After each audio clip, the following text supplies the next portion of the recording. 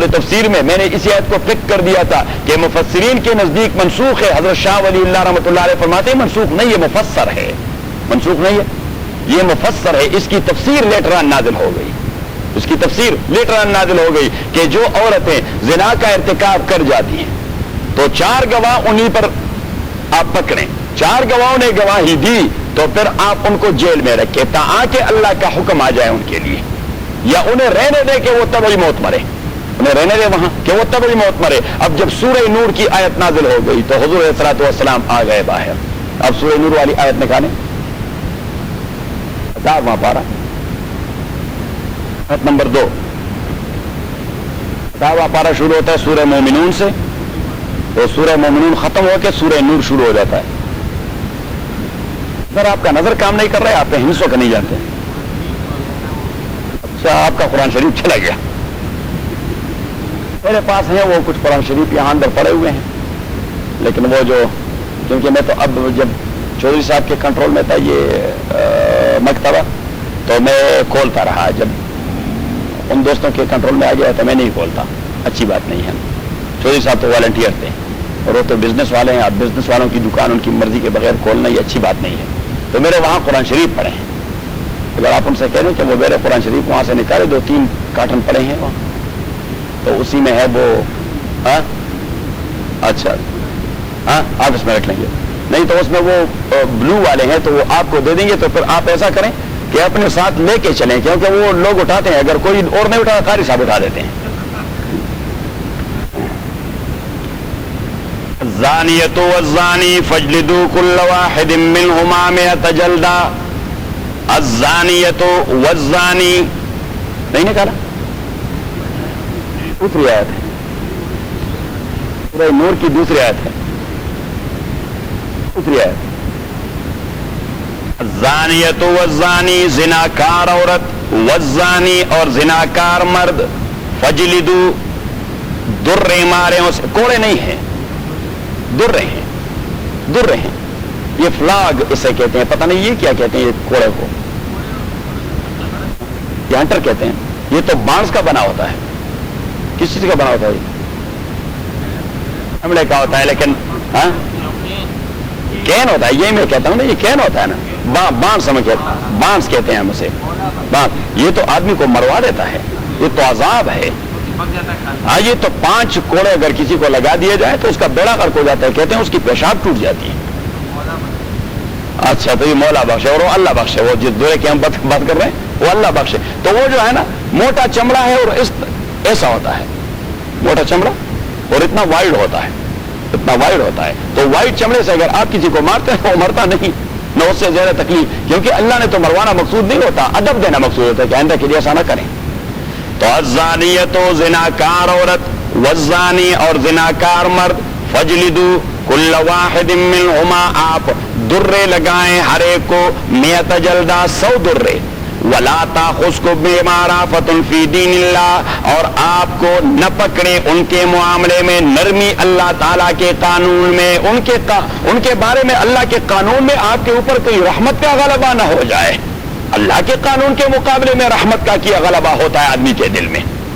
ان کنتم اگر آپ ایمان رکھتے ہیں اللہ تعالیٰ پر اور روز آخرت پر، ولیشہد عذابہما طائفۃ من المؤمنین، اور حاضر ہو جائیں ان کے سزا کے موقع پر ایک بڑا گروہ مسلمانوں کا، تاکہ لوگ عبرت پکڑیں. اسٹیڈیم میں ہونا چاہیے. کہاں ہونا چاہیے؟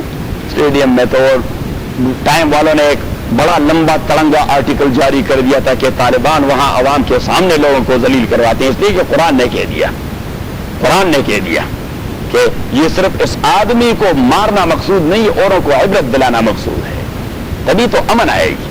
تو اگر آپ نے بھی ایسا کیا تو یہ دیکھیں کہ اسکن سے گلستان من، قرآن کریم نے واضح کہہ دیا ولیشہد عذابہما طائفۃ من المؤمنین، ایک بڑا گروہ وہاں سزا کے موقع پر حاضر ہو، تاکہ بات وہ اسپریڈ ہو جائے کہ بھائی آج کابل کے آریانہ چوک میں بیڑا غرق کر دیا ایک آدمی کا.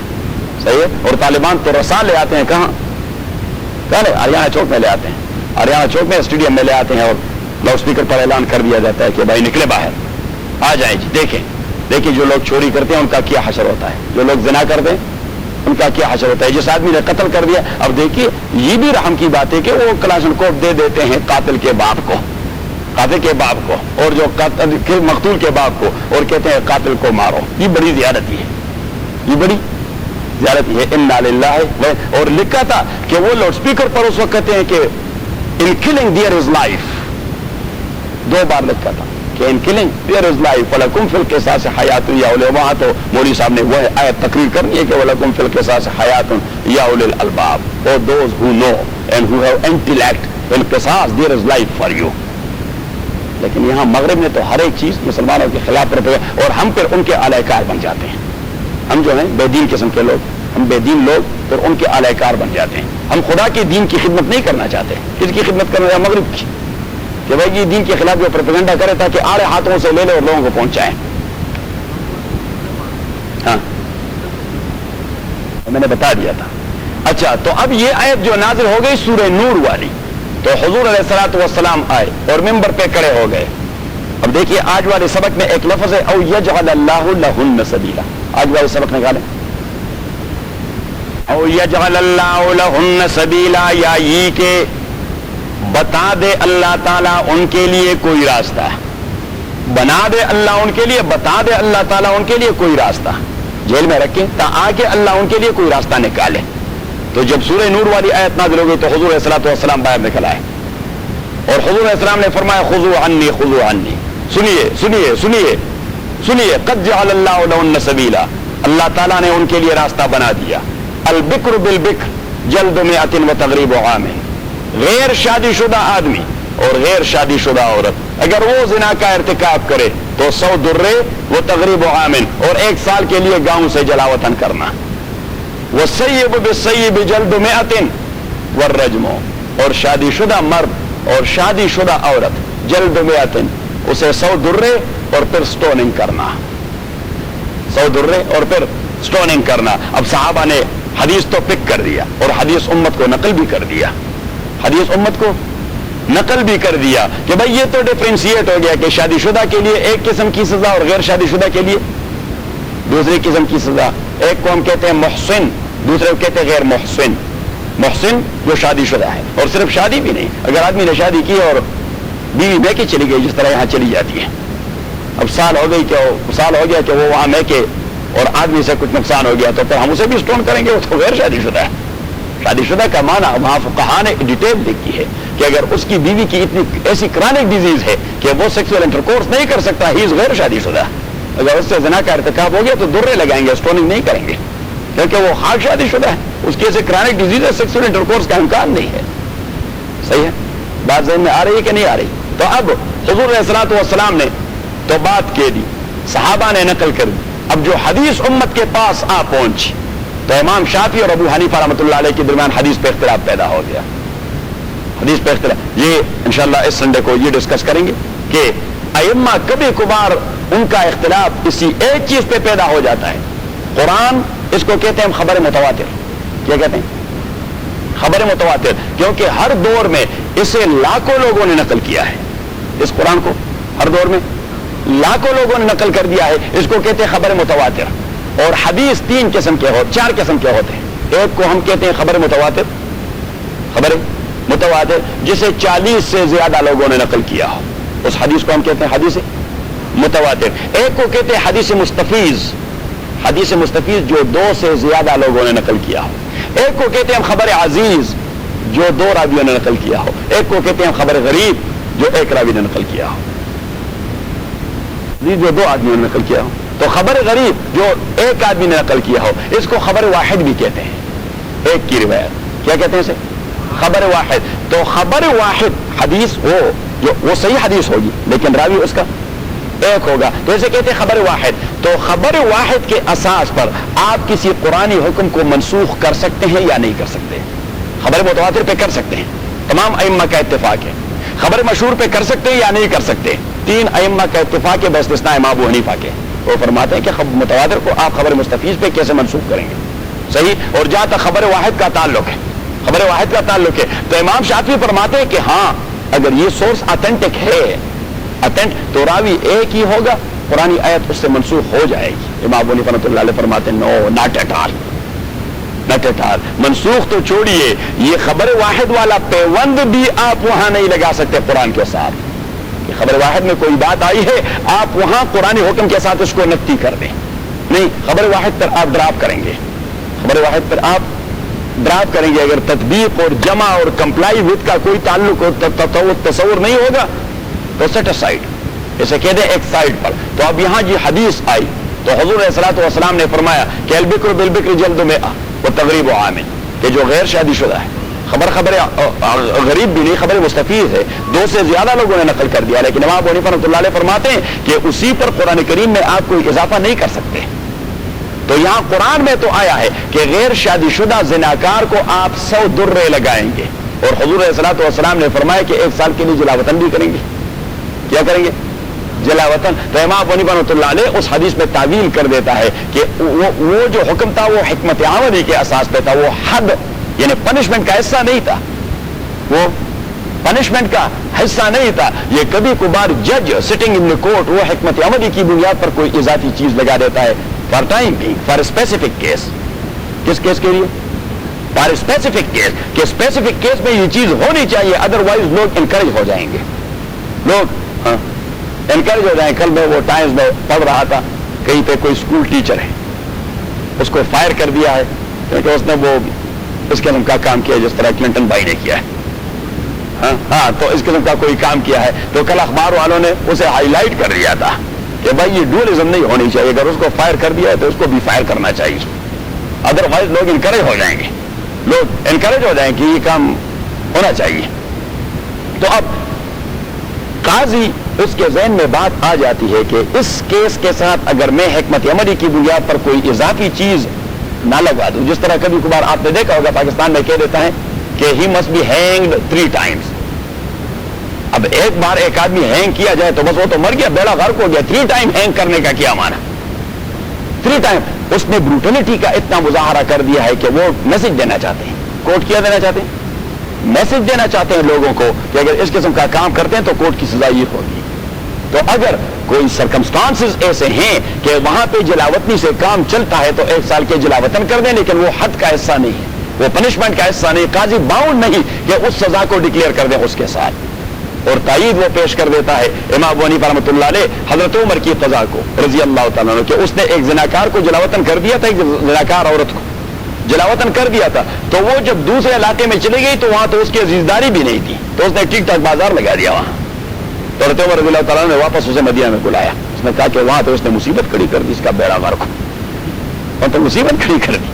تو اگر یہ حد کا حصہ ہوتا تو عمر کو کوئی حق نہ پہنچتا کہ وہ حد کو وڈرا کرے, پنشمنٹ کو وڈرا نہیں کر سکتے تھے, لیکن یہ حکمت عملی کا تقاضا تھا. جب وہ چیز پوری نہیں ہو رہی تھی تو حکمت عملی کو وڈرا کر دیا, حکمت عملی کو وڈرا کر دیا. تو اب یہاں نیچے والی آیت میں فَاسْتَشْهِدُوا عَلَيْهِنَّ أَرْبَعَةً مِّنكُمْ, آپ گواہ پکڑیں ان پہ 4 گواہ. فَإِن شَهِدُوا, اگر انہوں نے گواہی دے دی.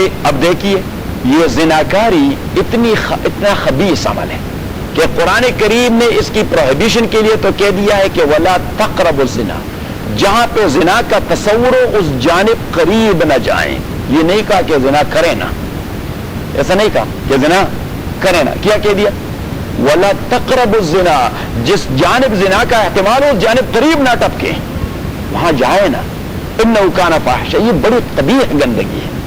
وَسَاءَ سَبِيلًا, یہ بڑا گندا راستہ ہے. ایک بار اس پہ پڑ گئے تو چھٹتی نہیں ہے منہ سے یہ کافر لگی ہوئی, چھٹتی نہیں ہے منہ سے یہ کافر یہ گندگی میں پڑے گئے تو اللہ کریم نے فرمایا بدترین راستہ ہے, پھر آپ کو چھوڑے ہی نہیں, چھوڑے.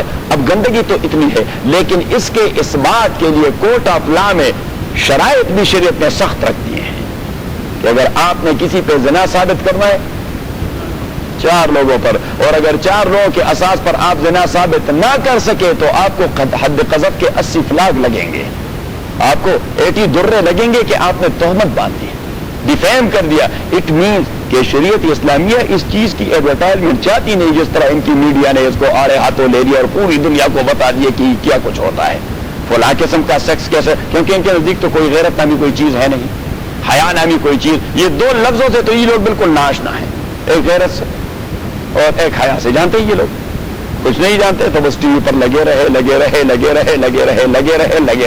کہ یہ اول آفس میں ایسا ہوا، پھر ایسا ہوا، پھر ایسا ہوا، پھر ایسا، اور سوینئر بھی رکھ دیا ہے. انا للہ و انا کیا بے غیرتی ہے، انتہا ہے بے غیرتی کی. جبکہ شریعت اسلامیہ اس کے لیے کڑی شرائط اس لیے رکھ دیتا ہے کہ یہ چیز پردے میں رہے. کیونکہ آدمی جب زنا کرتا ہے تو بازار میں توڑا کرتا ہے، کیا کرتا ہے؟ پردے میں. 4 گواہ خاک ملیں گے آپ کو، 4 گواہ آپ کو خاک ملیں گے کہ آپ اسے کورٹ میں لے جائیں. تو اٹ مین کہ یہ چیز پردے میں رہے گی، پردے میں رہے. اور جو صحابی آیا حضرت معاذ بن مالک رضی اللہ تعالیٰ حضور کے پاس اور اپنا اقرار کر دیا، حضور نے 4 بار اس سے منہ موڑ لیا، 4 بار، اور 5ویں بار پہ اس سے پوچھ لیا کہ کیا ہے، اور پھر بھی ڈاؤٹ پیدا کرتا رہا. حضور علیہ السلام پھر بھی کہ بھائی اس چیز کو دبانا چاہیے، یہ کیا مصیبت ہے، یہ کیا اچھی بات ہے کہ اس کو ایکسپریس کیا جائے. صحیح. اور پھر کہا کہ بیٹے آپ آئے کیوں یہاں؟ تو اس نے کہا یہ میرے دوست ہیں، میں نے اس سے بات کی کہ مجھ سے تو ایسا جرم سرزد ہو گیا ہے، اب کیا ہونا چاہیے. تو اس نے مجھے کہا کہ میں تو خود نہیں کہہ سکتا، چلو رسول پاک کے پاس جاتے ہیں صلی اللہ علیہ وسلم. حضور علیہ الصلوۃ والسلام اس آدمی پہ غصہ ہو گئے کہ فَهَلَّا سَتَرْتَهُ بِثَوْبِكَ، خدا کے بندے اس کے اوپر آپ چادر ڈالتے، پردے میں رکھتے، آپ نے اس کا پردہ کیوں نہیں رکھا؟ اسے کہتے کہ بھائی استغفر اللہ کرتے رہیں، اللہ تعالیٰ معافی دے دے گا. لیکن یہ چیز ایسی ہے کہ پبلک میں لانی نہیں چاہیے. صحیح. فَاسْتَشْهِدُوا عَلَيْهِنَّ أَرْبَعَةً مِّنكُمْ فَإِن شَهِدُوا فَأَمْسِكُوهُنَّ فِي الْبُيُوتِ حَتَّى يَتَوَفَّاهُنَّ الْمَوْتُ، آپ بند رکھیں ان کے گھروں میں، حَتَّى يَتَوَفَّاهُنَّ الْمَوْتُ، آکے مروا دے ان کو تبھی موت، او يَجْعَلَ اللَّهُ لَهُنَّ سَبِيلًا، یا بنا دے اللہ تعالیٰ ان کے لیے کوئی راستہ حد کا. حد مین پنشمنٹ، حد مین پنشمنٹ. وَاللَّذَانِ يَأْتِيَانِهَا، اس کو کہتے ہیں انگریزی میں کیا کہیں گے، یہ گے والے کاروبار کو کیا کہتے ہیں انگریزی میں؟ ہوموسیکسول. میں نے ایک دوسرا لغت اس دن کہیں پڑھ لیا تھا، اور وہ لغت مجھے بڑا اچھا لگا. ایک تو عربی میں ایک لفظ ہے لواطت. کیا ہے؟ لواطت. اور چونکہ یہ خباثت سب سے پہلے بنیاد ڈالی ہے حضرت لوط علیہ السلام کی قوم نے، تو وہ لوتی تھے، تو اس لوتی کی وجہ سے وہ لفظ لواط. لیکن چونکہ پیغمبر کے نام کے ساتھ اس کا تعلق ہے تو مجھے وہ لفظ استعمال کرنا اچھا نہیں لگتا. صحیح ہے. تو عربی میں اس کے لیے ایک دوسرا لفظ ہے، اسے کہتے ہیں اغلام. کیا کہتے ہیں؟ یہ ہوموسیکسولیٹی کو کہتے ہیں اغلام. اور یہاں ہوموسیکسول انگریزی میں ایک لفظ ہے، میں نے اس دن ایک دوسرا لفظ، اور پھر فوراً میں نے پک کر دیا کہ وہ کہاں سے یہ لغت نکالے ہیں. جس علاقے میں ساڈمی، چونکہ لوط علیہ السلام جس علاقے میں تھے اس علاقے کا نام ہے سڈم، SADOM، سڈم. تو اس عمل کا نام رکھا گیا ہے ساڈمی.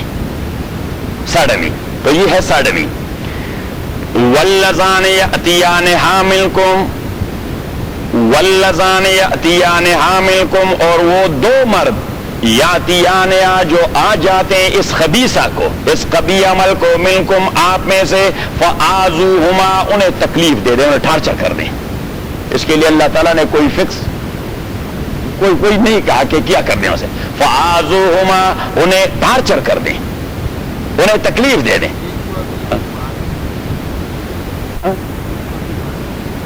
اچھا، فآذوہما تو انہیں ٹارچر کر دیں، تکلیف دے دیں. اب فآذوہما یہ لفظ امبیگوس ہے. کیا ہے؟ امبیگوس لفظ ہے، مبہم قسم کا ہے. بھائی کیا کریں ان کے ساتھ؟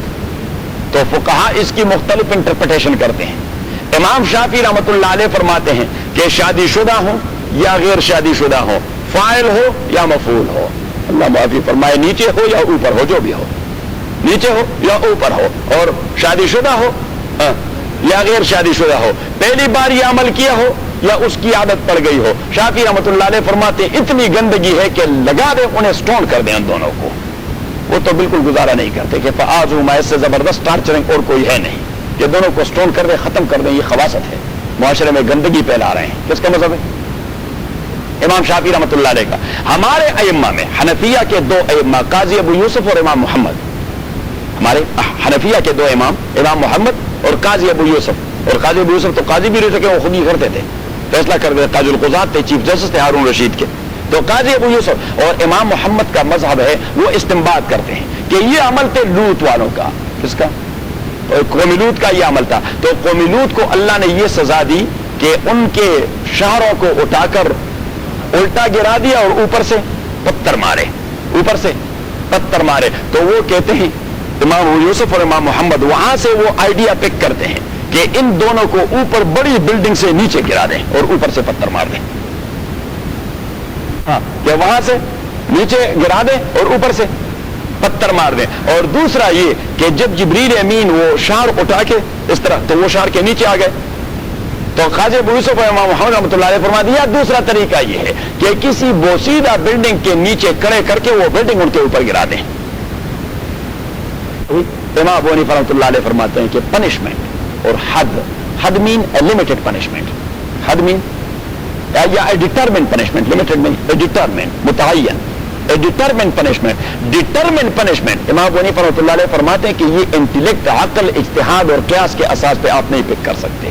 اس کے لیے ٹیکسٹ چاہیے قرآن کا یا حدیث کا, قرآن کا یا حدیث کا. کہ ڈیٹرمنٹ حد یہ آپ قرآن کے ٹیکسٹ سے پک کریں گے ایکسپریسلی یا حدیث کے ٹیکسٹ سے ایکسپریسلی آپ پک کریں گے, جبکہ ان کے لیے قرآن اور حدیث میں کچھ نہیں ہے حد کے حوالے سے. قرآن نے صرف کہہ دیا فآذوہما, کیا فآذوہما کہ دونوں کو آپ ایذا دے دیں. تو وہ کہتے ہیں کہ ڈیپینڈ اپان سرکمسٹانسز, ماحول کو دیکھیں. کس ماحول کو؟ ہاں ماحول کو دیکھیں کہ کس قسم کے ثقافت اور تہذیب والے علاقے میں رہ رہے ہیں اور وہاں پہ رسوائی کس چیز کا نام ہے تو اس انداز سے رسوا کروائیں. اس انداز یعنی یہاں پہ اگر لوگ شورٹ اور شارٹ پہنے, شورٹ اور شارٹ پہنے تو یہاں اگر آپ کسی اس قسم کے آدمی کو شورٹ اور شارٹ پہنائیں, صحیح ہے, اور اس کے چہرے پر کوئی لکیریں وکیریں کالی مالی اور بدن پر کالی مالی, یہ تو خود بھی ٹیٹو بناتے رہتے ہیں. یہ تو فیشن بن گیا, یہ تو ویسا ہو گیا. کہتے ہیں کہ ایک آدمی آ گیا تھا with due apology to Umar Din and ہلوندی, کہ ایک آدمی آ گیا تھا پشاور, تو پشاور میں اس نے ایک حلوائی کی دکان سے حلوہ چرائی تو پکڑا گیا. جب پکڑا گیا تو امیر شہر نے فیصلہ کر دیا کہ بھائی اسے آپ گدھے پہ سوار کر دیں, گدھے پہ سوار کر دیں اور ایک ڈول والا پیچھے ہاں ڈول بجائے اور شہر کے بچے وہ اس کے پیچھے نعرے لگائے ہائے شور جا کے وہ ذلیل ہو جائے. اچھا اس کے ساتھ یہ کیا گیا. جب یہ واپس گئے تو کسی نے پوچھ لیا کہ یہ پشاور کس قسم کا شہر ہے, تو اس نے کہہ دیا کہ خیل خوب است, بہت ہی اچھا شہر ہے. اس نے کہا کہ وہ کیسے؟ اس نے کہا کہ حلوہ خوردن مفت, وہ سواری خر مفت, وہ ڈم ڈم مفت, وہ شور کو دکان مفت.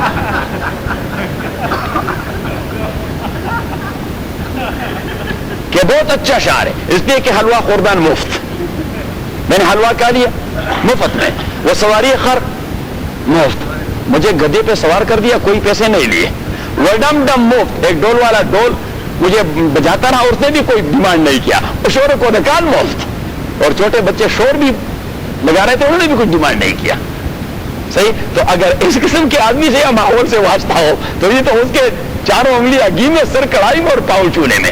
تو امام ابو حنیفہ رحمۃ اللہ علیہ فرماتے کہ ڈیپینڈ اپان دا سرکمسٹانسز, کہ سرکمسٹانسز اور سچویشن اور انوائرمنٹ اور سویلائزیشن اور کلچر کے حوالے سے اس آدمی کی تصدیق کیسی ہوگی تاکہ یہ آدمی اس خباثت سے منع ہو جائے, اس خباثت سے منع ہو جائے. تو امام ابو حنیفہ رحمۃ اللہ امام سیوطی نے نقل کیا اس سے کہ وہ کہتے ہیں گدھے پہ سوار کر دیں منہ کالا کر دیں, لیکن وہ عزت کا زمانہ تھا, امام ابو حنیفہ کا عزت کا زمانہ تھا. اس لیے فقہائے حنفیہ نے لکھا ہے, فقہائے حنفیہ نے لکھا ہے کہ that is depend totally upon the Qazi, Islamic court کے قاضی پہ ڈیپینڈ کرتا ہے کہ پہلے وہ اسے سزا دے جو اسے مناسب لگے, کوڑے لگانا, درے لگانا, جیل میں ڈالنا, جو کچھ بھی ہے, that is depend upon the Qazi, intellect of قاضی. اور اگر وہ آدمی عادی ہے سزا ملنے کے بعد بھی اس نے وہ عمل دوبارہ کر دیا, now the qazi has all the right even to execute him, جب دوسرے بار وہ اس کو ایگزیکیوٹ ہی کر دے, کیونکہ یہ آدمی یہ معاشرے کے لیے ناسور بن رہا ہے,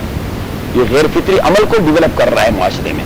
تو اللہ کریم نے فرمایا واللذان یأتیان منکم, اب آپ شریعہ کو اپلائی کر سکیں گے کورٹ میں اگر آپ کو قاضی بنا دیا گیا؟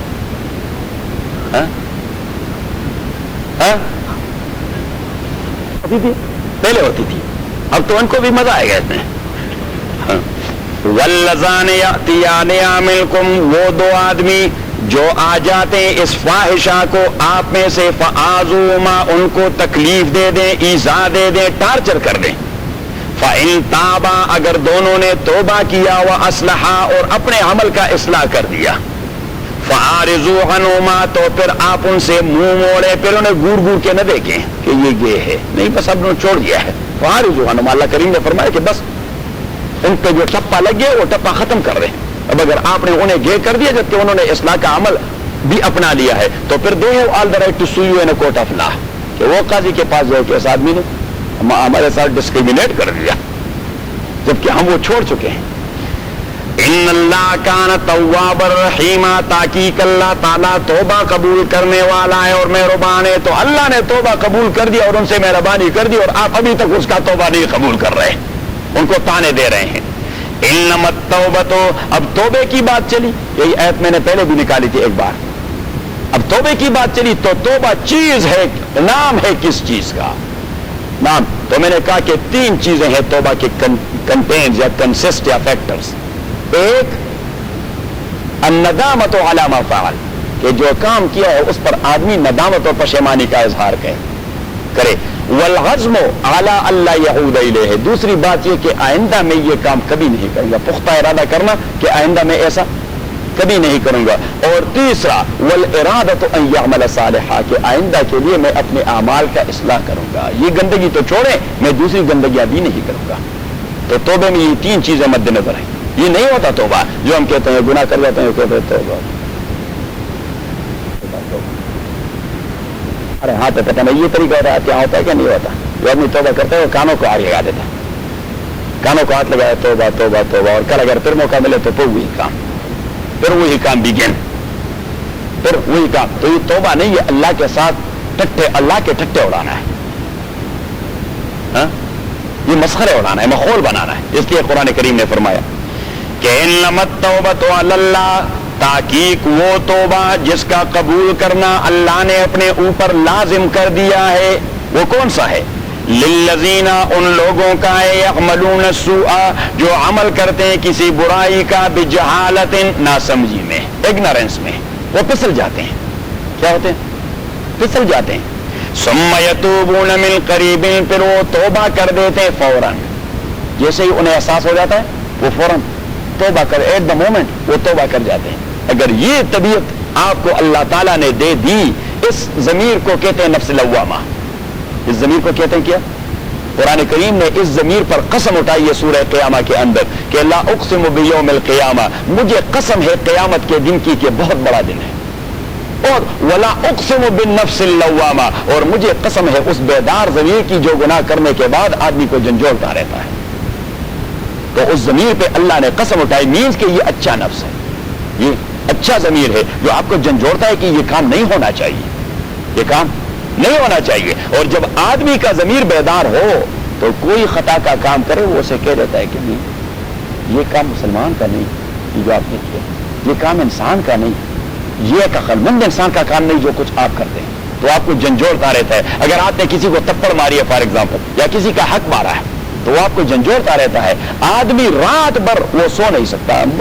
میری تو طبیعت ذرا تیز ہے، پٹھانوں کا تو ہوتا ہی، تو ہم موٹا گوشت کھاتے ہیں، موٹا گوشت کھاتے ہیں، کبھی کبھار مجھے یہاں کسی کے ساتھ تلخی ہو جاتی ہے، تلخی، تو اللہ تعالیٰ بھلا کرے تمام دوستوں کا، ایک مولوی ہونے کے ناطے بس وہ خاموش ہو جاتے ہیں، حالانکہ میں غصہ کر جاتا ہوں وہ خاموش ہو جاتے ہیں، لیکن میں گھر جا کر پھر مجھے تکلیف ہوتی ہے کہ بھائی وہ آدمی تھا اور آپ سے عمر میں بھی بڑا تھا، ٹھیک ہے وہ تو نہ سمجھ آدمی ہے اور یہاں کے ماحول میں پلا پھولا بے دینی کا مظاہرہ ہی کرتا رہے گا، لیکن آپ نے جس انداز سے اس کو ڈانٹ پلائی یہ اچھی بات نہیں ہے، تو وہ میرا ضمیر مجھے جھنجھوڑتا رہتا ہے تا آ کے دوسرے دن کسی وقت اس سے ملاقات ہو جائے اور پھر میں اس آدمی کو گلے لگا لیتا ہوں، اس آدمی کو گلے لگا لیتا ہوں۔ تو اگر آپ کو یہ ضمیر مل جائے جو آپ کو ملامت کر دے گناہ اور خطا کے کرنے پر، تو آپ اللہ کا شکریہ ادا کریں کہ آپ کا ضمیر ابھی ریسٹڈ نہیں ہوا، اس پہ زنگ مکمل طور پر چڑھا نہیں، یہ اس کا وہ میٹر کام کر رہا ہے جو آپ کو بتاتا رہتا ہے کہ پارا چڑھ گیا ہے، آپ کو بتاتا رہتا ہے کہ ہیٹ کچھ چڑھ گیا ہے۔ اور حضور علیہ الصلوۃ والسلام نے فرمایا کہ التائب من الذنب کمن لا ذنب لہ، ایک آدمی جو اخلاص سے توبہ کرے تو وہ ایسا ہے کمن لا ذنب لہ، جس طرح کہ اس نے گناہ کیا ہی نہیں، کہ اس نے گناہ ہی نہیں. اور اس توبے کو قرآن کریم دوسری جگہ کہتا ہے توبۃ نصوحا. کیا کہتے ہیں اسے؟ توبۃ نصوحا. آپ نکالے سورہ تحریم 28واں پارہ, 28ویں پارے کی بالکل آخری سورت اور آخری رکوع.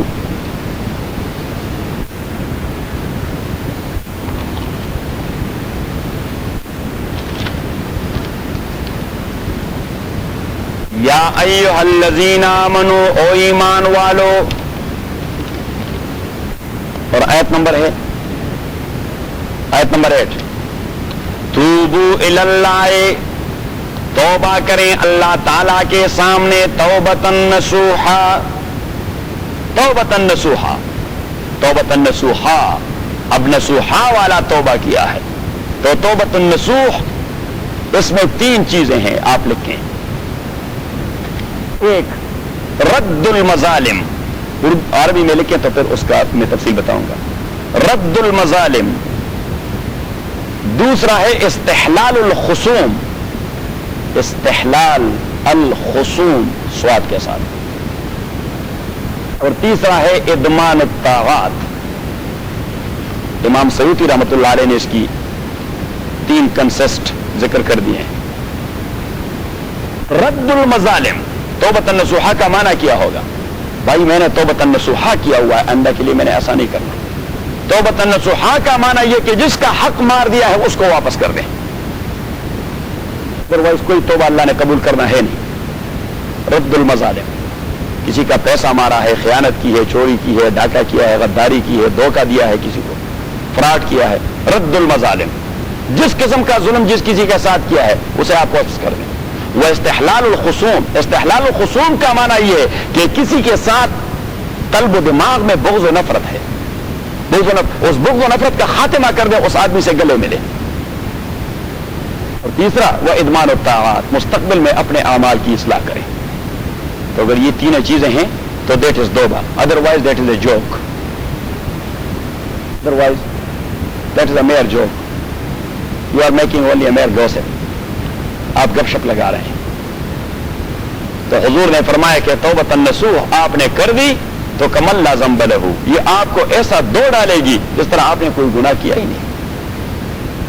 اور اسی توبہ کی قبول کی اللہ نے اپنی اوپر ذمہ داری لی ہے کہ میں یہ توبہ قبول کروں گا. میں یہ توبہ, جو ہمارے توبے ہیں, اللہ رحم فرمائے دوسری آیت میں آ رہا ہے انما التوبۃ, بات یہ کہ توبہ غلی اللہ, وہ توبہ جس کی ذمہ داری اللہ نے لی ہے, للذین, یہ ان لوگوں کی ہے, یعملون السوء, جو عمل کرتے ہیں برائی کی, بجہالت, ناسمجھی سے, ثم یتوبون من قریب, اور پھر وہ توبہ کر دیتے ہیں فی الفور, فاولئک یتوب اللہ علیہم, یہی لوگ اللہ تعالیٰ قبول کر دے, رجوع کرتا ہے اللہ تعالیٰ ان پر, ان کا توبہ قبول کر دیتا ہے.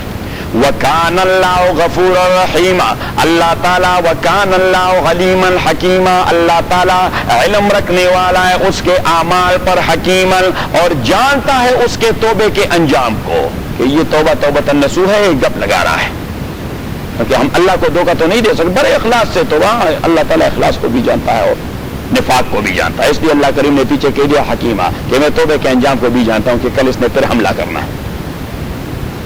وَلَيْسَتِ التَّوْبَةُ لِلَّذِينَ, اور نہیں ہے توبے کا کوئی تصور ان لوگوں کا, يَعْمَلُونَ السَّيِّئَاتِ, جو کرتے رہتے ہیں برائیاں, حَتَّى إِذَا حَضَرَ أَحَدَهُمُ الْمَوْتُ, تاکہ حاضر ہو جائے ان کے پاس موت, قَالَ, تو وہ کہہ دیتا ہے, إِنِّي تُبْتُ الْآنَ, میں ابھی توبہ کرتا ہوں.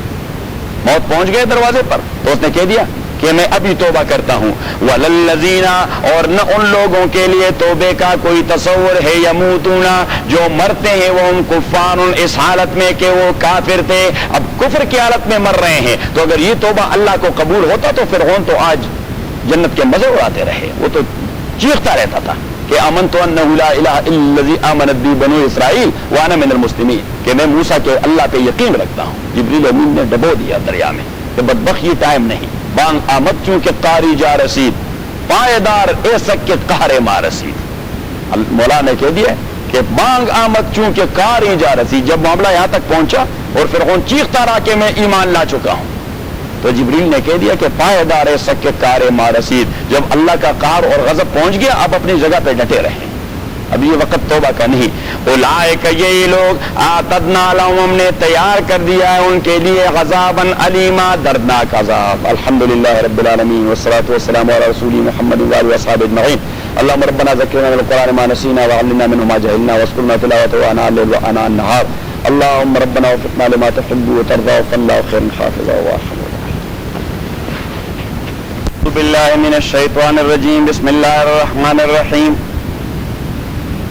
کل والے سبق کے متعلق دو مسائل، ایک تو بیٹے یہ قرآن نہیں، ترجمے والا نہیں، بغیر ترجمے کے۔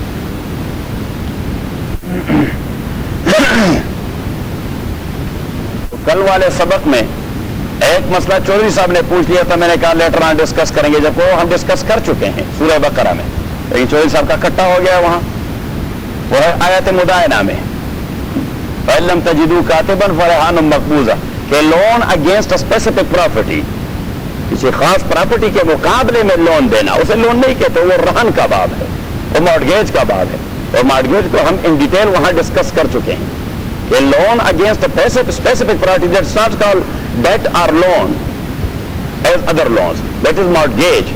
جہاں تک مارٹگیج کا تعلق ہے تو mortgage property may be in your possession or mortgage title will be in your name۔ کبھی کبھار ایسے ہوتے ہیں کہ مارٹگیج پراپرٹی آپ کی پوزیشن میں ہوتا ہے، کبھی یہ ہے کہ پوزیشن میں نہیں ہوتا لیکن وہ مارٹگیج ٹائٹل آپ کے نام پہ لکھا ہوتا ہے، صحیح۔ سو اسی کیس میں جب وہ ڈٹرمنٹ ڈیٹ آ جائے تو you have all the right to go to Islamic court of law and to ask for your debt and loan, صحیح۔ اب امام ابو حنیفہ رحمۃ اللہ علیہ کے نزدیک court is bound to ask the same person or the concerned person، اسے سمن کریں گے کہ بھائی آپ لون دیتے ہیں، اگر وہ کہے کہ میرے پاس کچھ بھی نہیں تو پھر یہ جس نے لون دے دیا ہے اس سے پوچھا جائے گا کہ آپ کچھ مزید وقت دینا چاہتے ہیں، اگر وہ کہتے ہیں کہ نہیں میں مزید وقت نہیں دیتا تو then the court put the specific or the concerned property on auction، وہ آکشن پہ لگا دیں گے اور جو بھی اس سے حاصل ہو جائے تو وہ اس کو دے دیں، مالک کو جو زیادہ ہو وہ اس کو دے دیں، مالک کو واپس کر دیں۔ یہ تو آپ کا سوال۔ دوسرا مسئلہ وہ ہے کل کے سبق کے متعلق کہ ہم نے ورثہ 3 انواع میں تقسیم کر دیے تھے، نہیں ایسا نہیں، یہ چیٹنگ نہیں چلے گی، صحیح۔ جب میں پوچھوں گا تو آپ نے اپنی میموری سے بتانا ہے، چاہے ایک ہی کائنڈ آپ کیوں نہ بتائیں، صحیح۔ تو ہم نے ورثہ 3 قسم کے بتا دیے تھے، ایک کا نام تھا آپ باٹم سے نہ آئیں، اوپر سے آئیں، ہاں ریفر، اور دوسرا عصبہ، اور تیسرا ہم نے اس چیز کو پکنک نہیں بنانا، نہیں انٹرٹینمنٹ ہے، یہ class and just take it as a class, کہ جو کچھ میں پڑھاتا ہوں ایسا نہیں کہ بس میں نے انٹرٹینمنٹ کر دیا 1 گھنٹہ اور آپ بھی محظوظ ہو گئے، کبھی کبھار لطیفے بھی ہوتے ہیں اس میں اور بس مسئلہ ختم نہیں۔ You must know, you must memorise. اگر 100% نہیں مالا یدرکو کلہ لا یترکو کلہ، اگر 100% آپ میمورائز نہیں کر سکتے تو کم از کم 10% تو ہونا چاہیے، کہ 10% تو آپ کے ذہن میں کوئی آئیڈیا تو ہو آپ کے ذہن میں، تبھی تو میں اپنے کو اتنا تکلیف دے رہا ہوں۔ پتہ ہے اب میں دن بھر کتنا اسٹڈی کرتا ہوں آپ لوگ یہ سبق کے لیے، میں چاہتا ہوں کہ اس کا کوئی پہلو وہ بحث سے تشنا نہ رہے، تاکہ کچھ نہ کچھ تو آپ کے ذہن میں پڑ جائے، صحیح ہے۔ تو ہمارے ہاں پشتوں میں ایک ضرب المثل ہے، جب بورے زویا سخو بویا، کہ جو میں اپنے کو اتنا تکلیف دے دیتا ہوں تو آپ نے بھی کچھ 5-10 منٹ 10% تو اپنے آپ کو تکلیف دینا ہوگا، صحیح ہے۔ تو اس لیے میں نے کہہ دیا تھا کہ آپ اس چیز کو بطور کلاس لے لیں، بطور لیکچر لے لیں، اگر زیادہ نہیں تو کم از کم اپنی جات جیسی اہمیت دے دیں، بس نہیں، بس جات جتنی اہمیت دے دیں تو وہ بھی کافی، حالانکہ اہمیت تو اس سے زیادہ ہونی چاہیے اس کی، لیکن اس سے زیادہ نہیں، بس جات جتنی اہمیت۔ اگر جات جتنی اہمیت دیں گے تو اپنی جات کو آپ 100% ٹیک کرتے ہیں تو پھر آپ سبق کو بھی 100% یاد کر سکتے ہیں، لیکن چلو ہم نے اس بھی میں مارجن دے دیا کہ چلو 10% یاد کریں۔ تو ایک ہے ذو فرض جسے کہتے ہیں شیئرر، دوسرا ہے عصبہ جسے کہتے ہیں ریزیڈو، اور تیسرا کہتے ہیں ذو رحم جسے کہتے ہیں فار کینڈڈ۔ اب ذو فرض جو قرآن کریم یا سنت رسول میں منشن ہیں، جو قرآن کریم اور سنت رسول میں ان کی تعداد 12 ہے، ان کی تعداد 12 ہے. 4 مرد ہیں اور 8 عورتیں. 4 مرد ہیں اور 8 عورتیں. مردوں میں ایک ہے شوہر, کل ذکر کیا گیا تھا. دوسرا ہے اخیافی بائی. یہ نو اخیافی, کوئی اخیافی والدہ میں مشترک ہو. اخیافی بائی یہ ذو فرض ہے. جہاں تک اعیانی اور علاتی کا تعلق ہے وہ ریزیڈیو ہے, وہ عصب ہے, وہ ذو فرض نہیں. اس کا کوئی اسپیسیفک پورشن نہیں میراث میں, اسی کو باقی ملتا ہے. کیا ملتا ہے؟ The remaining property is residue ہے. جو ریمیننگ پراپرٹی ہوتی ہے وہ اسے ملتا ہے. جو جس کو ریمیننگ پراپرٹی ملتی ہے تو اس کو کیا کہتے ہیں؟ عصبہ کہتے ہیں. اچھا, تو ایک شوہر, دوسرا بھائی. کون سا بھائی؟ اخیافی. اور تیسرا ریزیڈیو ہے خدا کے بندے. ہاں, تیسرا جد. کون؟ جد, دادا, گرانڈ فادر. اور چوتھا اب, باپ. باپ, دادا, اخیافی بھائی, اور چوتھا زوج, شوہر. یہ 4 ہیں جو قرآن کریم میں کل تذکرہ ہو گیا. اور جہاں تک خواتین کا تعلق ہے وہ 8 ہیں. ایک زوجہ, بیوی. دوسرا جدہ, گرانڈ مدر, گرانڈ مدر. تیسرا ماں, ام. چوتھا الاخت لام, اخیافی بہن. علاتی بہن, اور پھر اعیانی بہن. تینوں قسم کے بہن یہ کس میں شامل ہیں؟ یہ ذوی الفروض میں شامل ہیں. بہن جتنے سارے ہیں تینوں قسم کے, جبکہ بھائی 2 قسم کے عصبہ ہے اور 1 قسم صرف ذی فرض ہے. جدہ کی تعریف کتنے ہو گئے؟ ہاں, آپ کہاں تھے؟ کہاں تھے جو ہو گئے؟ ایک بیوی, ایک دادی, تیسرا ماں, چوتھا اخیافی بہن, پانچواں علاتی بہن, چھٹا اور بنت, بیٹی. اور بنت الابن, پوتی, نواسی نہیں, پوتی. پوتی you know, the daughter of your son, not the daughter of your daughter. That is called nawasi. That's called nawasi. She is not entitled. اچھا, تو یہ 8 ہو گئے. اس کے علاوہ جو ورثاء ہیں, جو ورثاء ہیں, عصبہ. کتنے نمبر پہ آتا ہے؟ عصبہ. اور عصبہ 4 قسم کے ہیں. جلدی جلدی. عصبہ 4 قسم کے ہیں. فروع المیت, branches of the deceased. Deceased کے برانچز مین بیٹا اور پوتا, اس کو برانچز کہتے ہیں. روٹس آف دا ڈیسیزڈ, کی جڑیں یا اصول.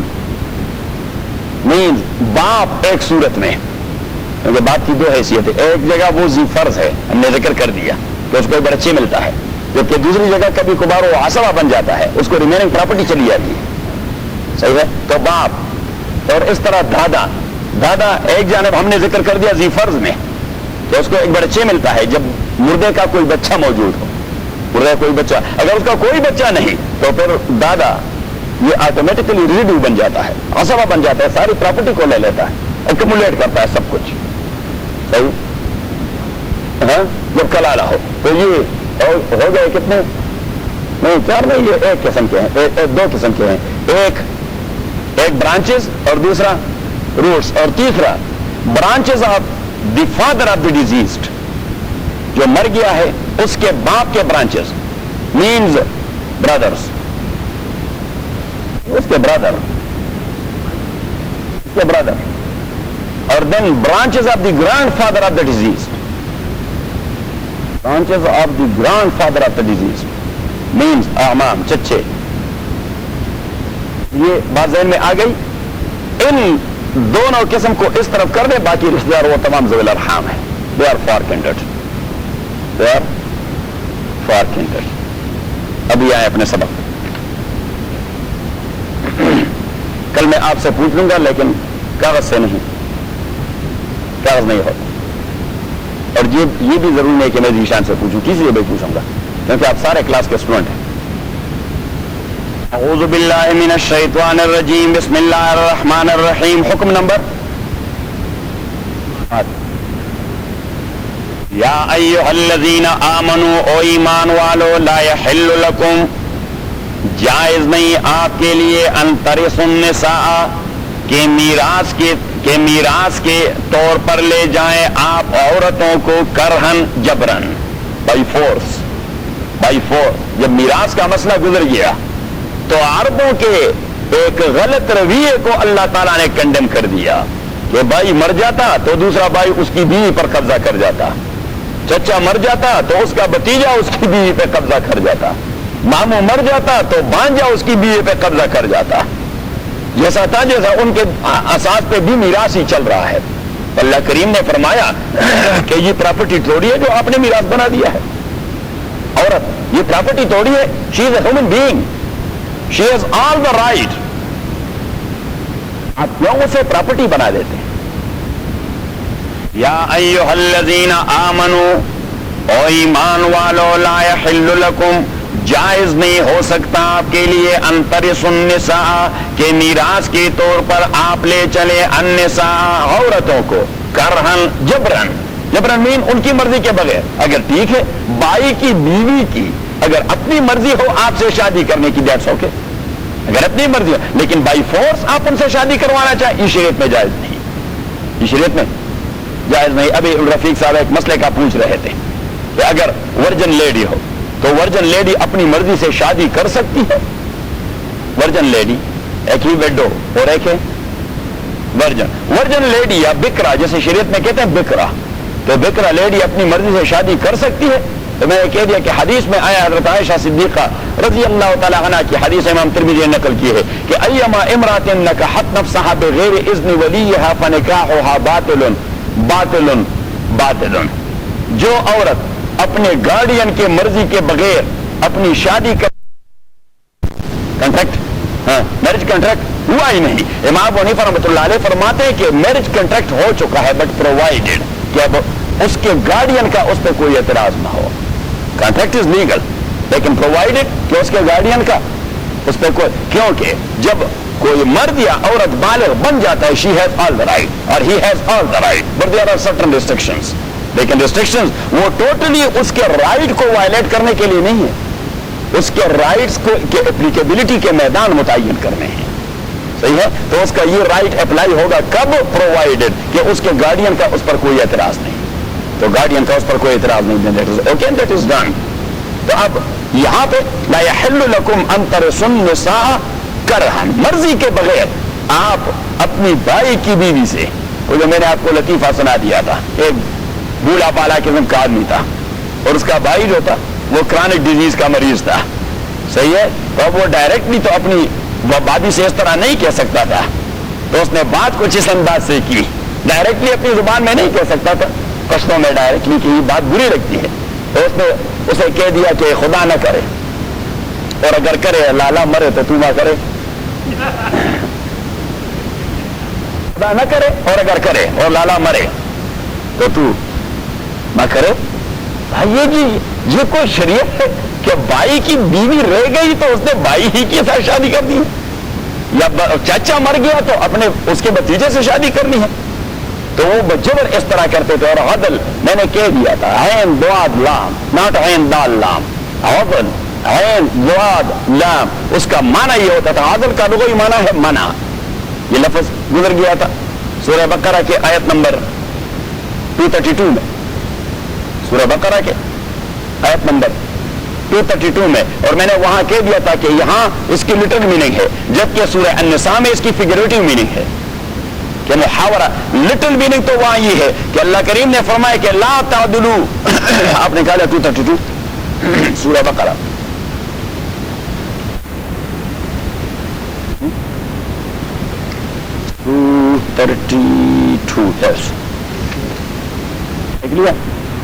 وَإِذَا طَلَّقْتُمُ النِّسَاءَ فَبَلَغْنَ أَجَلَهُنَّ, اور جب آپ طلاق دے چکے عورتوں کو, فَبَلَغْنَ أَجَلَهُنَّ, اور گزر جاتی ہے ان کی عدت, فَلَا تَعْضُلُوهُنَّ, تو منع نہ کیجیے, انہیں دوسرے نکاح سے منع نہ کیجیے.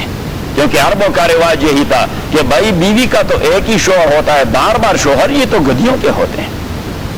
یہ ہمارے ہاں بھی جہالت کے زمانے میں یہی کیس مشہور تھا, آپ کے ہاں بھی تھا, یہ تمام ہندوستان میں تھا, یہ تمام یہ نوامی سے الہیہ کہتے ہیں کہ یہ خباثت تمام انسانیوں میں تھی.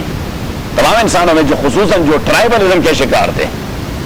اچھا اگر ایک بالکل نوجوان بیوی کا شوہر مر گیا بس وہ بیٹی رہی, وہ بیٹی رہی. اگر نوجوان عورت کو طلاق ہو گئی بس وہ پھر بیٹی رہی. تو دوسرا نے کہا یہ ہمارے مروت کے خلاف ہے.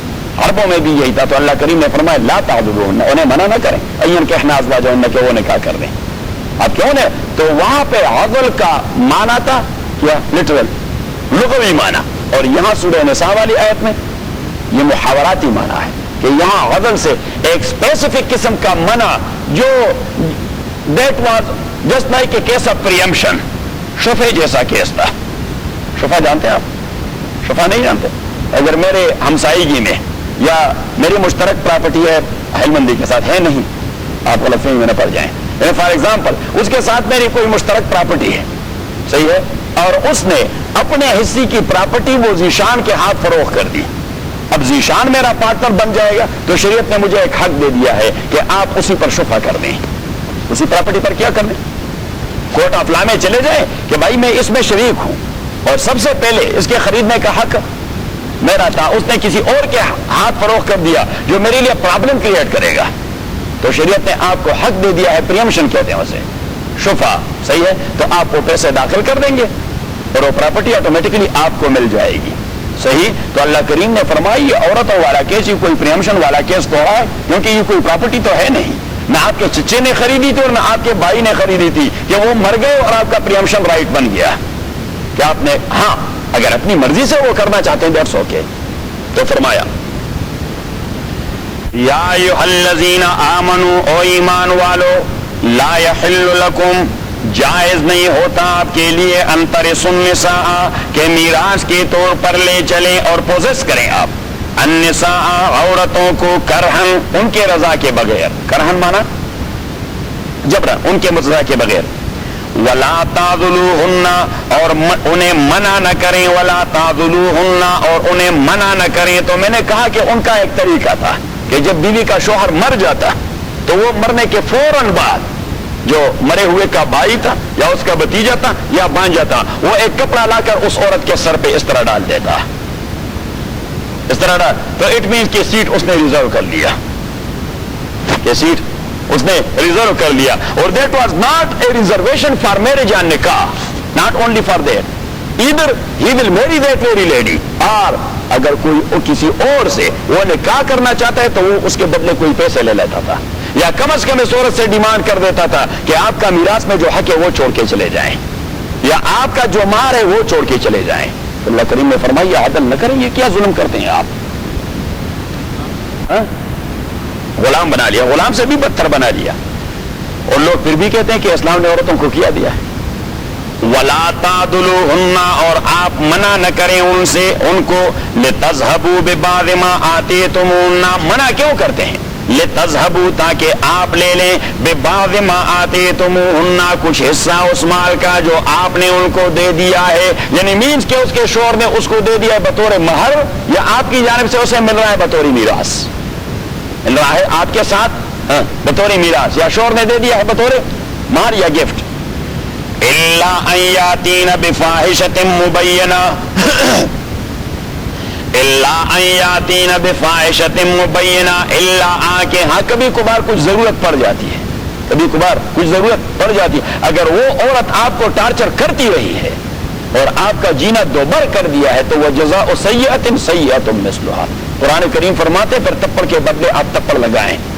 اگر اس نے آپ کا جینا دوبر کر دیا ہے تو اس ناشزہ کو کچھ درس ہونا چاہیے, اس کو کچھ درس ہونا چاہیے, اگر ادروائز اس نے نئے شوہر والے کے رشتہ داروں کو بھی جہنم میں دھکیلنا ہے.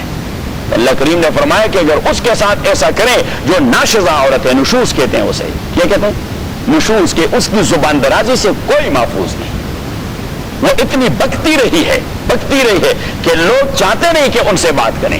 اور حدیث میں آیا کہ اللہ کی نظر میں سب سے بدترین آدمی یہ ہے جس کے بہت ساری باتوں کی وجہ سے لوگ اس کے ساتھ ترک تعلق کریں. ان ابغض الناس عند اللہ عز وجل الذي يترك الناس اتقاء فحش, کہ بھائی بس یہ ہمیں معاف کر دیں, بس ہمیں معاف کر دیں, تو جس کی زبان درازی کی وجہ سے، بک بک کرنے کی وجہ سے لوگ اسے چھوڑ دیں، حضور علیہ السلام نے فرمایا اللہ کی نظروں میں اس سے زیادہ ہیٹڈ قسم کا آدمی کوئی ہے نہیں. تو اگر وہ عورت ایسی ہے کہ وہ بک بک کرتی رہی ہے تو پھر آپ اسے ذرا ٹارچر کریں، کچھ اس سے ڈیمانڈ کریں، نہیں اس طرح نہیں جانے دوں گی. وعاشروہن بالمعروف، اور زندگی گزاریں ان کے ساتھ بالمعروف، معروف طریقے سے. فإن کریتموہن فعسى أن تکرہوا شیئا، اگر آپ برا جانتے ان عورتوں کو، فعسى أن تکرہوا شیئا، اللہ کریم نے فرمایا اگر آپ نے نکاح کر دیا اس سے تو وعاشروہن بالمعروف، زندگی اس کے ساتھ اچھے طریقے سے گزاریں. یعنی یہ نہیں کہ وہ عورت گدھی بن گئی تو آپ بھی گدھا بنے، نہیں، وہ گدھی بن گئی تو آپ انسان بنے تاکہ وہ بھی انسانیت کے راستے پہ آ جائے، تاکہ وہ بھی انسان. وعاشروہن، اور معاشرت کریں ان سے. معاشرت کا معنی زندگی گزارنا ہے، زندگی. اور حسن معاشرت یعنی بیویوں کے ساتھ یا فیملی ممبر کے ساتھ بہترین زندگی گزارا. حضور علیہ الصلوۃ والسلام نے فرمایا کہ احبکم الی اللہ احسنکم الی عیالہ، اللہ کی نظروں میں بہترین انسان کون ہے؟ جو اپنے فیملی کے لیے بہترین ہو. اور اگر خدا نخواستہ چودھری صاحب سارے کمیونٹی کے لیے اچھا ہو اور فیملی کے لیے اچھا نہیں ہو تو اللہ کی نظر میں یہ اچھا بندہ نہیں ہے. نہ احبکم الی اللہ احسنکم الی عیالہ، ایک آدمی اس کی بیوی اس سے ایسی ہے جس طرح دوزخ میں کڑی ہوئی ہے، اس کے بچے ایسے ہیں کہ ان کا جینا دوبر کر دیا ہے، تو یہ کیا اچھا بندہ ہے؟ یہ کوئی اچھا بندہ نہیں. اگر باہر کی دنیا میں وہ بالکل برسیسا بن چکا ہے تو بندہ ہے، اللہ کریم اس سے نفرت کرتا ہے کہ بھائی گھر کے اندر آپ نے بیوی کا جینا دوبر کر دیا ہے، آپ نے بچوں کا جینا دوبر کر دیا ہے.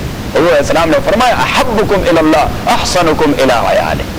اور حضور علیہ السلام نے ایک دوسری حدیث میں فرمایا کہ حبب الی من دنیاکم ثلاث، مجھے آپ لوگوں کی دنیا میں 3 چیزیں محبوب ہیں. ایک الطیب، مجھے پرفیوم بڑا محبوب ہے. والنساء، اور بیویوں کے ساتھ اچھی زندگی گزارنا یہ مجھے بڑا محبوب ہے. حضور علیہ السلام کبھی اپنی بیویوں کو قصے کہانیاں بھی سنایا کرتے تھے. امام ترمذی نے ایک طویل حدیث جسے ہم حدیث ام زرع کہتے ہیں، کیا کہتے ہیں اسے؟ حدیث ام زرع، اس میں نبی کریم صلی اللہ علیہ وسلم نے 11 شوہروں اور ان کی بیویوں کا ایک طویل قصہ حضرت عائشہ کو سنا دیا، جن میں 10 ایسے تھے کہ جنہوں نے اپنی بیویوں کا جینا دوبر کر دیا تھا، اور 11واں ایسا تھا جو اپنی بیوی کے ساتھ اور بچوں کے ساتھ بہترین ڈیلنگ کرتے رہے. تو حضور علیہ الصلوۃ والسلام نے کہ کہانی کے ختم ہونے کے بعد حضرت عائشہ سے کہہ دیا کہ فکنت فانا لک کابی زرع لام زرع، میں آپ کے لیے ایسا ہوں جس طرح ابو زرع تھا ام زرع کے لیے.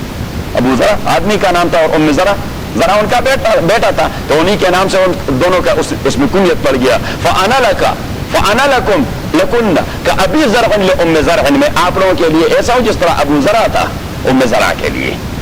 حضور علیہ السلام نے فرمایا والنساء، بیویوں کے ساتھ حسن معاشرت یہ مجھے بڑا پسند ہے. وجعلت قرۃ عینی فی الصلاۃ، اور میری آنکھوں کی ٹھنڈک اللہ تعالیٰ نے نماز میں رکھی ہوئی ہے.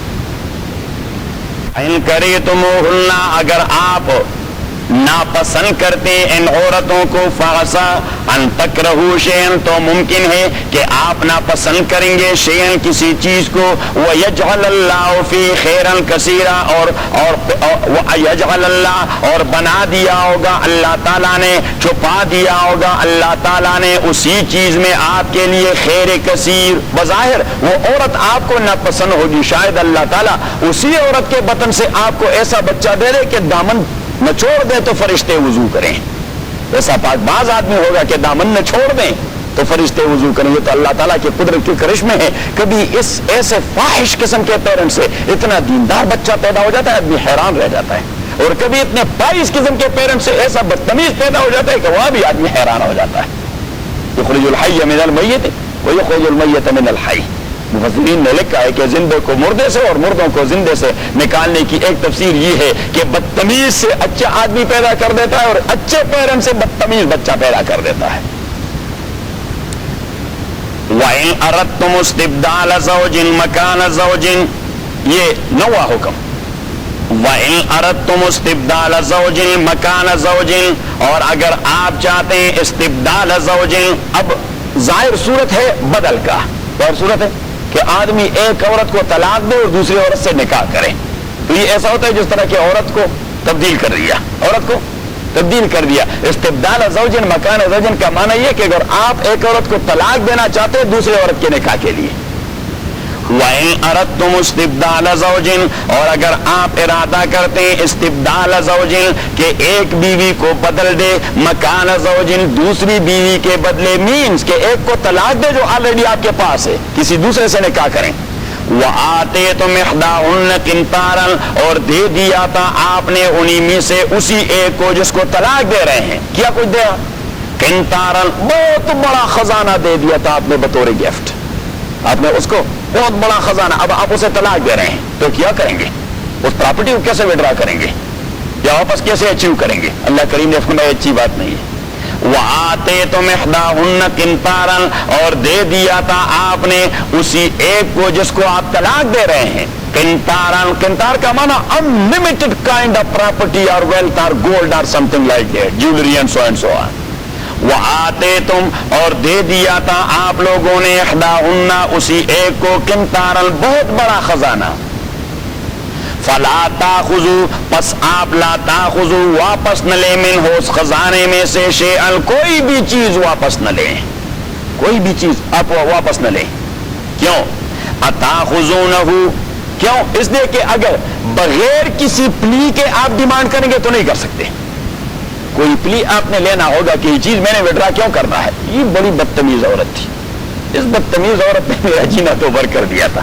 یعنی آپ نے پتہ نہیں کہ ایک چیز کے لیے کتنے سارے گناہوں کا بلڈنگ بنانا ہوگا، کتنے سارے بہتان اور اتہامات کا بلڈنگ بنانا ہوگا.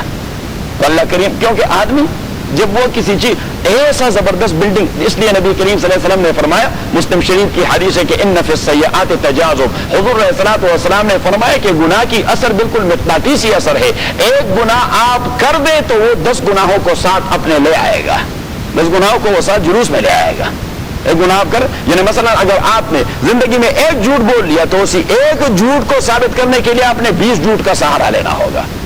تو بس بات یہ کہ سرے سے جھوٹ بولے ہی نہیں، سرے سے جھوٹ بولے ہی نہیں.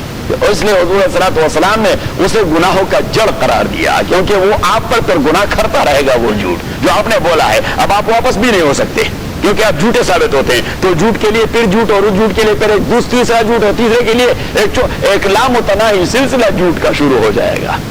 تو حضور صلی اللہ علیہ وسلم نے فرمایا کہ ابھی آپ، اللہ کریم نے فرمایا کہ ابھی آپ نے کوئی پلی لینا ہوگا کہ یہ چیز، یہ گفٹ میں اس سے واپس کیوں کروا رہا ہوں، اس لیے کہ اتنی بدتمیز عورت تھی، فلاں وقت میں اس نے ایسا کیا اور فلاں وقت میں اس نے ایسا کیا. اور کبھی کبھار آدمی اتنا ایکسٹریمسٹ بن جاتا ہے، کتنا ایکسٹریمسٹ کہ ہاں مجھے پہلے سے پتہ تھا فلاں کے ساتھ اس کی یاری اور آشنائی تھی لیکن میں نے ذرا چھپا دیا تھا. اب پھر دوس پہ بغیرت، آپ کی بیوی کسی کے ساتھ آشنائی تھی، ابھی تک آپ نے چھپا دیا تھا. اب یہ کیوں پلی لے رہا ہے؟ اس لیے کہ کچھ چیز مجھے واپس مل جائے. تو اللہ کریم ہماری غیرت کو ٹچ کر رہا ہے کہ اتاخذونہ بہتانا، آیا آپ لیں گے اس چیز کو بہتانا، بہتان باندھیں گے. یعنی جب آپ اس چیز کو لیں گے تو کیا کریں گے؟ بہتان، اسے بلیم کریں گے. وَإِسْمًا مُبِينًا، اور آپ ایک ظاہر گناہ کا ارتکاب کریں گے، جھوٹ بولیں گے. کیا بولیں گے؟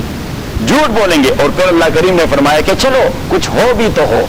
وَكَيْفَ تَأْخُذُونَ، کیف اسے کہتے ہیں ہم کلمہ استعجاب، کلمہ استعجاب. Just this is an amazing, اللہ کریم فرماتے ہیں کیا؟ دس از امیزنگ، یہ حیران کن بات ہے. وَكَيْفَ تَأْخُذُونَهُ، یہ امیزنگ ہے، آپ کیوں لیتے ہیں اور کیسے لیں گے؟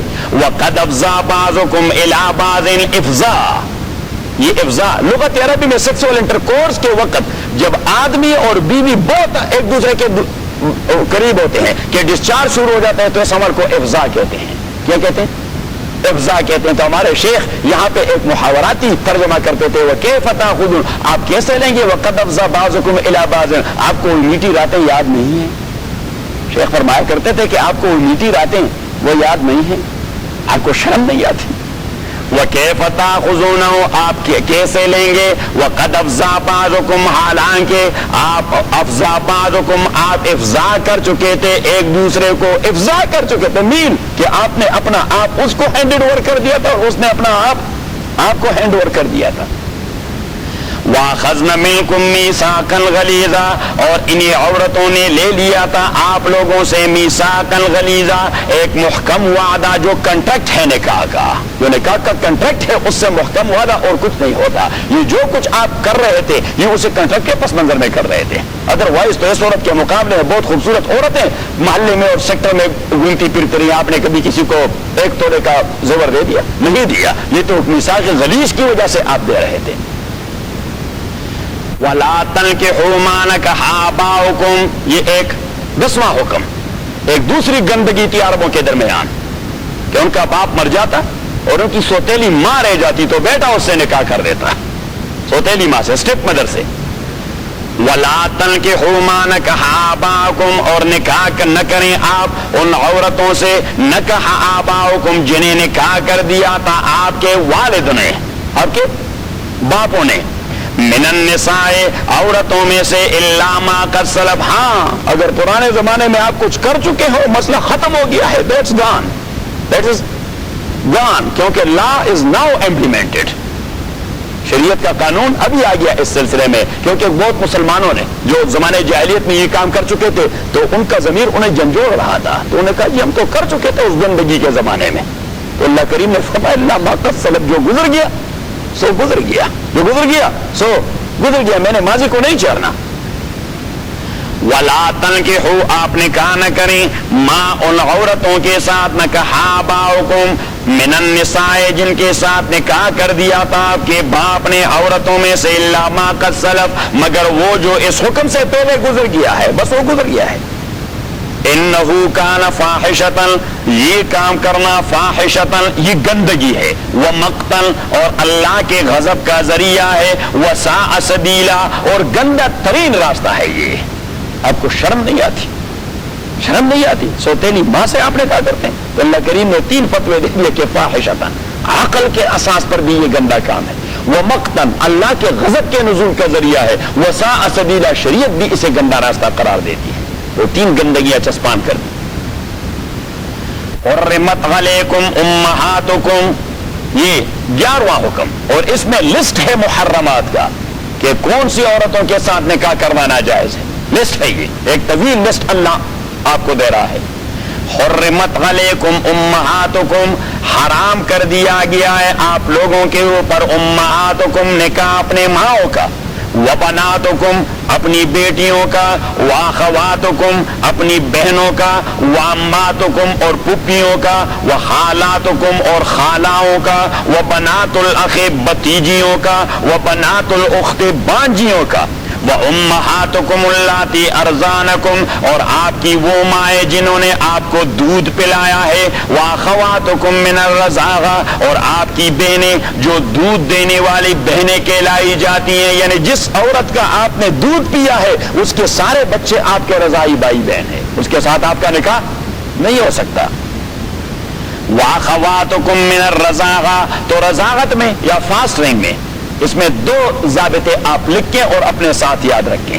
ایک یہ کہ یحرم من الرضاع ما یحرم من النسب، نسب کے اعتبار سے جن رشتوں کا نکاح کرنا حرام ہے، فاسٹنگ اور دودھ کے حوالے سے بھی ان رشتوں کا نکاح حرام ہے۔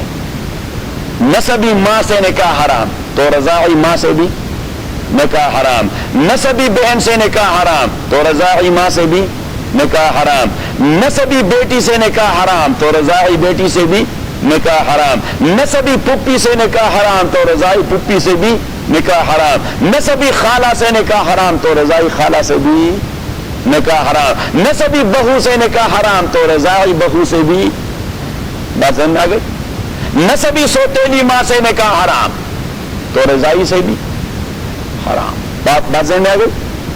یہ ایک ضابطہ۔ اور دوسرا ضابطہ کہ رضاع یعنی دودھ پینا یا دودھ پلانا، اس میں امام ابو حنیفہ اور دیگر ائمہ کا آپس میں اختلاف ہے، دیگر ائمہ کا آپس میں اختلاف ہے کہ کوئی اسپیسیفک لمٹ ہے اس کے لیے۔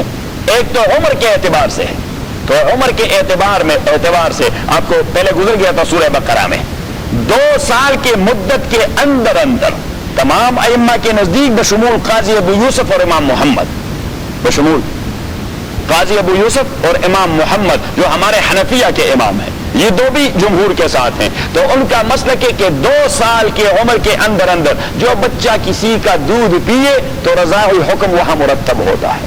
جبکہ امام حنیفہ رحمۃ اللہ علیہ فرماتے ہیں کہ 2.5 سال ہیں. کیا ہے؟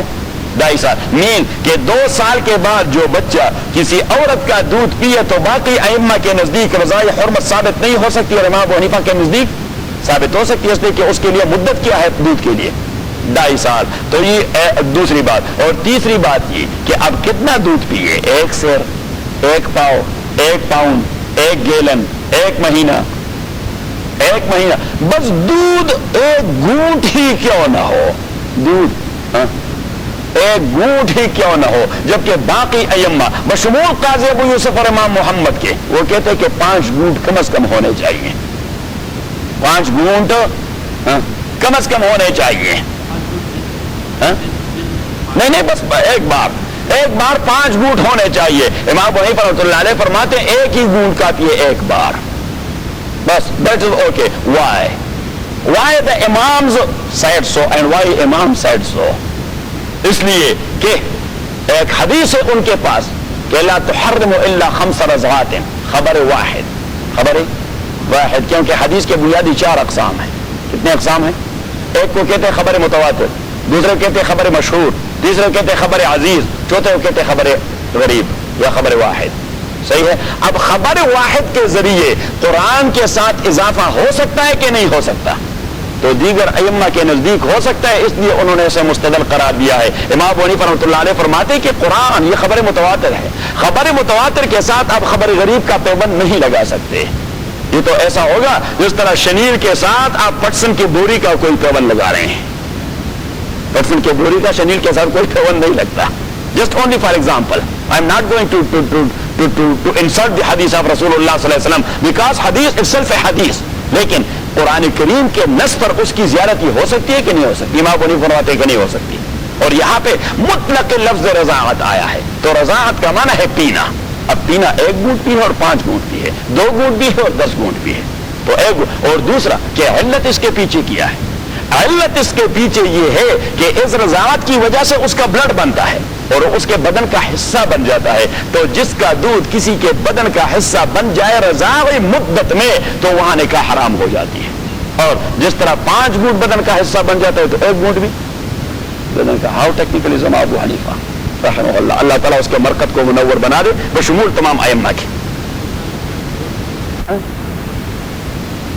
کیا مطلب؟ ہاں وہ بتا دیا تھا. وَأُمَّهَاتُ نِسَائِكُمْ. اب 2 دیکھیے، ایک ہوتی ہے آدمی کی ساس، ایک ہوتی ہے آدمی کی ساس، اور ایک ہوتی ہے آدمی کی سوتیلی بیٹی. ایک ہوتی ہے سوتیلی بیٹی اور ایک ہوتی ہے ساس. ساس تو آپ جانتے ہیں، ساس وہ حرام ہو جاتی ہے صرف نکاح سے. ساس اس کی بیٹی کے صرف نکاح سے حرام ہو جاتی، چاہے آپ اس کے بیٹی سے سیکسول انٹرکورس کر چکے یا نہیں کر چکے، لیکن نکاح ہو چکے اس کے ساتھ تو ساس آٹومیٹکلی فار ایور آپ کے اوپر حرام ہو گئی. بات سمجھ میں آئی کہ نہیں آئی؟ لیکن اگر آپ نے ایک عورت کے ساتھ نکاح کر دیا اور ابھی تک اس کے ساتھ سیکسول انٹرکورس نہیں کیا تھا کہ وہ مر گئی یا آپ نے طلاق دے دی، وہ مر گئی یا آپ نے اب اسی کی بیٹی تھی کسی دوسرے شوہر سے، تو اسی کے ساتھ آپ کا نکاح جائز ہے. وہ ناجائز ہوگا تب جب آپ اسی عورت سے ایک بار سیکسول انٹرکورس کریں. بات میں آ گئی؟ قرآن کریم کہتا ہے وَأُمَّهَاتُ نِسَائِكُمْ. میں نے آپ کو چھوڑنا تب ہے جب آپ مفتی اور قاضی دونوں بن جائیں.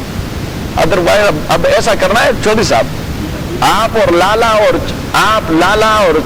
چودھری اشفاق صاحب اور یہ جاوید صاحب اور رفیق صاحب، آپ سارے سفید ریش ہیں، تو آپ کو ایگزامٹ کر کے یہ باقیوں کے لیے میں ڈنڈا لانا چاہتا ہوں. جی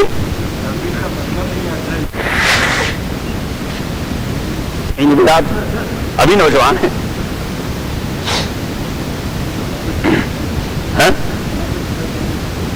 آپ کی داڑیاں سفید ہیں، کیونکہ حدیث میں آیا نبی صلی اللہ علیہ وسلم فرماتے ہیں کہ 90 سال کا بوڑھا جو عمر بھر اللہ کی مخالفت کر چکا ہے لیکن اس حالت میں اللہ کے سامنے اخلاص سے روئے کہ میں آئندہ نہیں کروں گا، تو اللہ کریم فرماتے ہیں مجھے اس کے سفید داڑھی سے حیا آ جاتی ہے، میں اس کے ماضی کو پھر نہیں چڑھتا، اس کو معاف کر دیتا ہوں.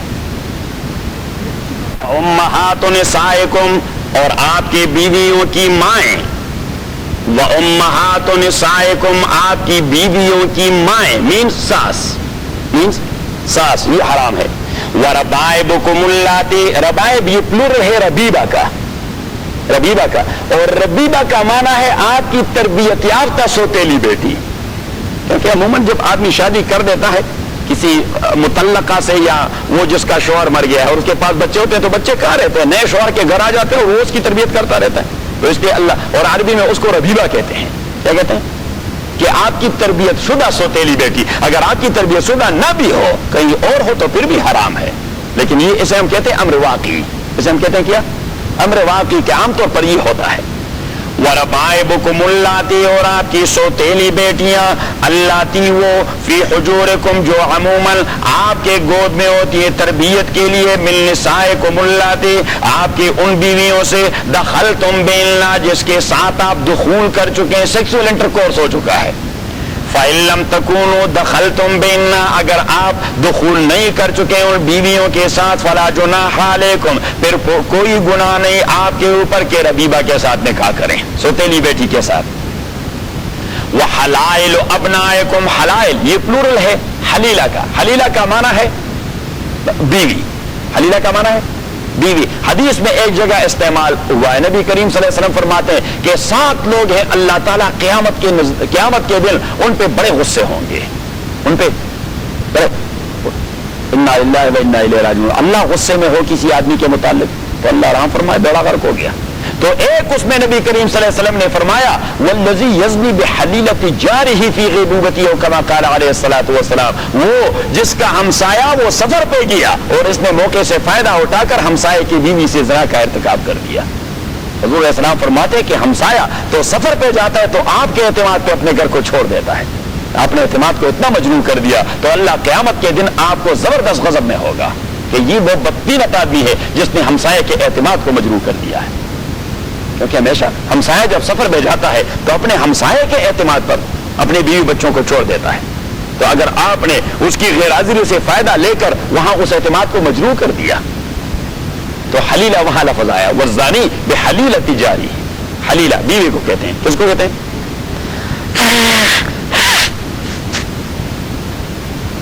حلائل ابنائکم اور آپ کے ابنائکم آپ کے بیٹوں کی بیویاں مین بہو، الذین وہ بیٹے من اصلابکم جو آپ کے صلب میں سے ہیں، جو آپ کے صلب میں سے ہیں، یہ کس لیے کہہ دیا، یہ قید کیوں کہہ دیا، صرف ابنائکم پر اکتفا نہیں کیا کہ آپ کے بیٹوں کی بیویاں آپ کی بہویں، اس لیے کہ وہاں پہ اہم مسئلہ ہے ایڈاپٹڈ سن کا، جو مشرکین کا عقیدہ تھا اور عرب کا عقیدہ تھا، اور اللہ کریم نے وہاں حضور علیہ الصلوۃ والسلام کے نکاح کے ذریعے اسے ختم کر دیا تھا، تو اس لیے من اصلابکم کا قید کہہ دیا کہ ایڈاپٹڈ سن کو باہر نکالیں، اس کی بیوی وہ آپ کی بہو نہیں ہے، اس کی بیوی وہ آپ کی بہو نہیں، نہ وہ محرم ہے، نہ وہ ناجائز، اس کا آپ کے ساتھ کوئی ریلیشن نہیں، that is only word, that is only saying of your tongue, اس کا حقیقت سے کوئی تعلق نہیں ہے، صحیح۔ جہاں تک رضاعی بہو کا تعلق ہے، مین رضائی بیٹے کی بیوی، تو وہ حرام ہے جس طرح حقیقی کی ہے، اور تفصیل ہم نے بتا دی تھی، یاد ہے؟ وہ حلائل ابناء، وہ جو دودھ پی لیا ہے نا، آپ کی بیوی کا دودھ پی لیا ہے تو اب وہ آپ کا رضائی بیٹا بن گیا، اب اس کی جو بیوی ہے وہ آپ کی بہو ہے۔ حلائل ابنائکم الذین من اصلابکم وَأَن تَجْمَعُوا بَيْنَ الْأُخْتَيْنِ، اور یہ حرام کر دیا گیا ہے کہ آپ جمع کر جائیں دو بہنوں کے درمیان برسبیل نکاح، دو بہنوں کے درمیان ایک ساتھ دو بہنوں کو آپ نکاح میں نہیں رکھ سکتے، ایک ساتھ دو بہنوں کو آپ نکاح میں نہیں رکھ سکتے، اور علت اس کی یہ ہے کہ سوکنے یہ ایک دوسرے کو پسند نہیں کرتی، چاہے حقیقی بہنیں ہی کیوں نہ ہو، لیکن ایک شوہر کے نکاح میں ہو ان کی آپس میں نفرتیں ابھرتی رہیں گی، اور شریعت اسلامیہ یہ نفرتیں نہیں ابھارتی، محبتیں ابھارنا چاہتی ہے، تو آپ ان دو اخوات یعنی دو بہنوں کے محبت کو نفرت سے تبدیل، تو شریعت اسلامیہ نے اس کو حرام ہی قرار دیا۔ وَأَن تَجْمَعُوا بَيْنَ الْأُخْتَيْنِ، اور حدیث میں آیا ہے کہ ہر وہ دو عورتیں جن کا آپس میں ایسا رشتہ و ضابطہ لکھتے ہیں، ہر وہ دو عورتیں جن کا آپس کا رشتہ ایسا ہو کہ اگر انہی میں سے ایک مرد فرض کیا جائے تو ان کا آپس میں نکاح نہیں ہو سکتا، تو ایک ساتھ آپ ان کو بھی نکاح میں نہیں رکھ سکتے۔ بھائی آپ لوگوں کا کیسا ذہن ہے؟ آپ واضح بات کو نہیں پک کر سکتے۔ آپ تو ایسے مشوش ہو گئے جس طرح کوئی میں نے بہت بڑا فلسفہ قرار دیا۔ کوئی فلسفے کی بات نہیں۔ ہر وہ دو عورتیں جن میں سے اگر ایک کو آپ سپوز کریں کہ یہ مرد ہیں تو ان کا آپس میں نکاح نہیں ہو سکتا، جس طرح پھپھی اور بھتیجی، پھپھی اور بھتیجی، اس میں بھتیجی کو آپ مرد قرار دیں تو کیا ہوگا؟ بھتیجا ہو جائے گا، تو بھتیجے کا پھپھی کے ساتھ نکاح نہیں ہو سکتا۔ پھپھی کو آپ مرد قرار دیں تو وہ چچا ہو جائے گا بھتیجی کا، تو پھپھی اور بھتیجی کو آپ ایک ساتھ نکاح میں نہیں رکھ سکتے۔ خالہ اور بانجی کو آپ ایک ساتھ نکاح میں نہیں رکھ سکتے۔ ان اللہ کان غفور الرحیم، میں تو کہتا ہوں کہ ابھی تو آپ لوگوں کا ذہن اتنا تیز ہو گیا ہے کہ میں پوائنٹ دوں گا اور آپ فوراً پک کریں گے۔ ان اللہ کان غفور الرحیم، تحقیق اللہ تعالی ہیں بخشنے والے اور مہربان۔ والمحصنات من النساء، اور حرام کر دیا گیا ہے آپ لوگوں کے اوپر المحصنات منکوح ہے۔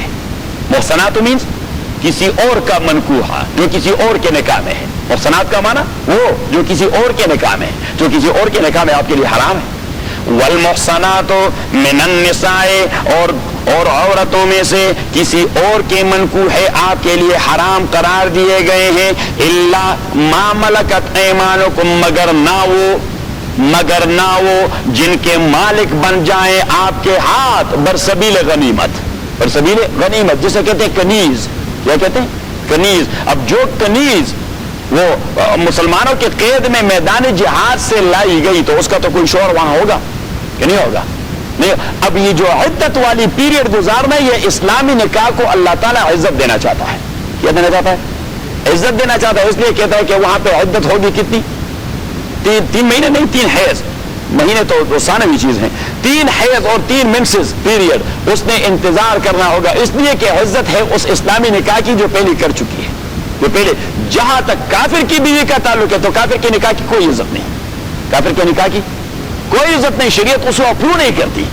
جب اپروو نہیں کرتی تو اس کی کوئی عزت نہیں۔ تو وہ کافرہ جو بطور کنیز آپ کو مل گئی اور مسلمان ہو گئی، آپ بطور کنیز اس سے استفادہ کرنا چاہتے ہیں، یا آپ نے آزاد کر دیا اور اس کے ساتھ نکاح کرنا چاہتے ہیں، یا کسی اور کو نکاح کروانا چاہتے ہیں، اپنی کنیز کو کسی اور کو نکاح کروانا چاہتے ہیں، تو اس کے لیے عدت کا مسئلہ کیا ہوگا؟ تو اس کے لیے عدت نہیں ہے، اس کے لیے ایک ٹرم ہے استبراء، اس کے لیے اصطلاح ہے استبراء۔ استبراء کا معنی یہ ہے کہ ایک منسس پیریڈ انتظار کریں، مبادا کہ اس کے وومب میں اس کافر کا نطفہ موجود ہو، مبادا کہ اس کے وومب میں اس کافر کا نطفہ موجود ہو، اس کا بچہ موجود ہو، تو آپ واٹرنگ کریں گے اس کے بچے کو، آپ لگے رہیں گے واٹرنگ کریں گے اس کے بچے کو، آپ کا کچھ نہیں ہوگا۔ تو استبراء بحیضتن، تو اگر استبراء کی صورت میں پتہ لگ گیا کہ شی از pregnant, then you must await، پھر آپ انتظار کرتے رہیں۔ کتاب اللہ علیکم، اسے قرآن کریم کوئی بات چھوڑتا نہیں، صحیح؟ اور جو اس کی ایمبیگوس قسم کی اور مبہم قسم کے نواحی ہیں تو پیغمبر علیہ الصلوۃ والسلام وہاں ایکسپلینیشن لگا دیتے ہیں، وہاں ایکسپلینیشن الا ما ملکت ایمانکم، تو حضور علیہ السلام نے فرمایا الا ان تستبرئ بحیضہ، اور صحابہ نے فوراً پک کر دیا کہ اس کے لیے کنڈیشن ہے استبراء بحیضۃ، اور حکمت کیا ہے کہ وہ مشغول نہ ہو، اس کا وومب وہ بزی نہ ہو، مشغول نہ ہو۔ کتاب اللہ علیکم، یہ حکم ہے اللہ تعالیٰ کے آپ لوگوں کا اوپر، اور یہ مکتوب حکم ہے، وربل آرڈر بھی نہیں، ریٹن آرڈر ہے۔ کتاب اللہ علیکم مینز کیا ہے؟ یہ ریٹن کانسٹیٹیوشن ہے، یہ کیا ہے؟ ریٹن کانسٹیٹیوشنل آرڈر ہے، اس کو آپ نے پامال نہیں کرنا، ورنہ جو لوگ کانسٹیٹیوشن کو پامال کریں گے تو ان کے خلاف ایک ہی کیس بنتا ہے، کس چیز کا؟ ہائی ٹریزن کا۔ کس چیز کا؟ ہائی ٹریزن کا، غدر کا۔ تو اس لیے اللہ کریم نے فرمایا کتاب اللہ علیکم، کہ یہ بریچ آف لا نہیں ہے، یہ بریچ آف کانسٹیٹیوشن ہے، یہ بریچ آف کانسٹیٹیوشن ہے، آپ آئین کو پامال کر رہے ہیں۔ کتاب اللہ علیکم، اب یہ لسٹ اللہ تعالیٰ نے دے دیا، تو محرمات کی لسٹ آپ شمار کر دیں کتنے ہو گئے؟ آیت میں شمار کر دیں، مجھے کیا دیکھتے ہیں؟ حرام کر دیا تو وہ کتنے ہیں؟ بہت سارے کی بات نہیں ہے، آپ نے پک کرنا ہوگا۔ کتنے عورتوں کو اللہ نے حرام کر دیا بھائی؟ بات واضح ہے، وہاں کر دیں وہاں آیت سے ریل وائز ایک ایک لفظ کہتے رہے تو پتہ لگ جائے گا. شروع کریں. ہاں ہاں ہاں ہاں 4 نہیں 5 4 اچھا ہاں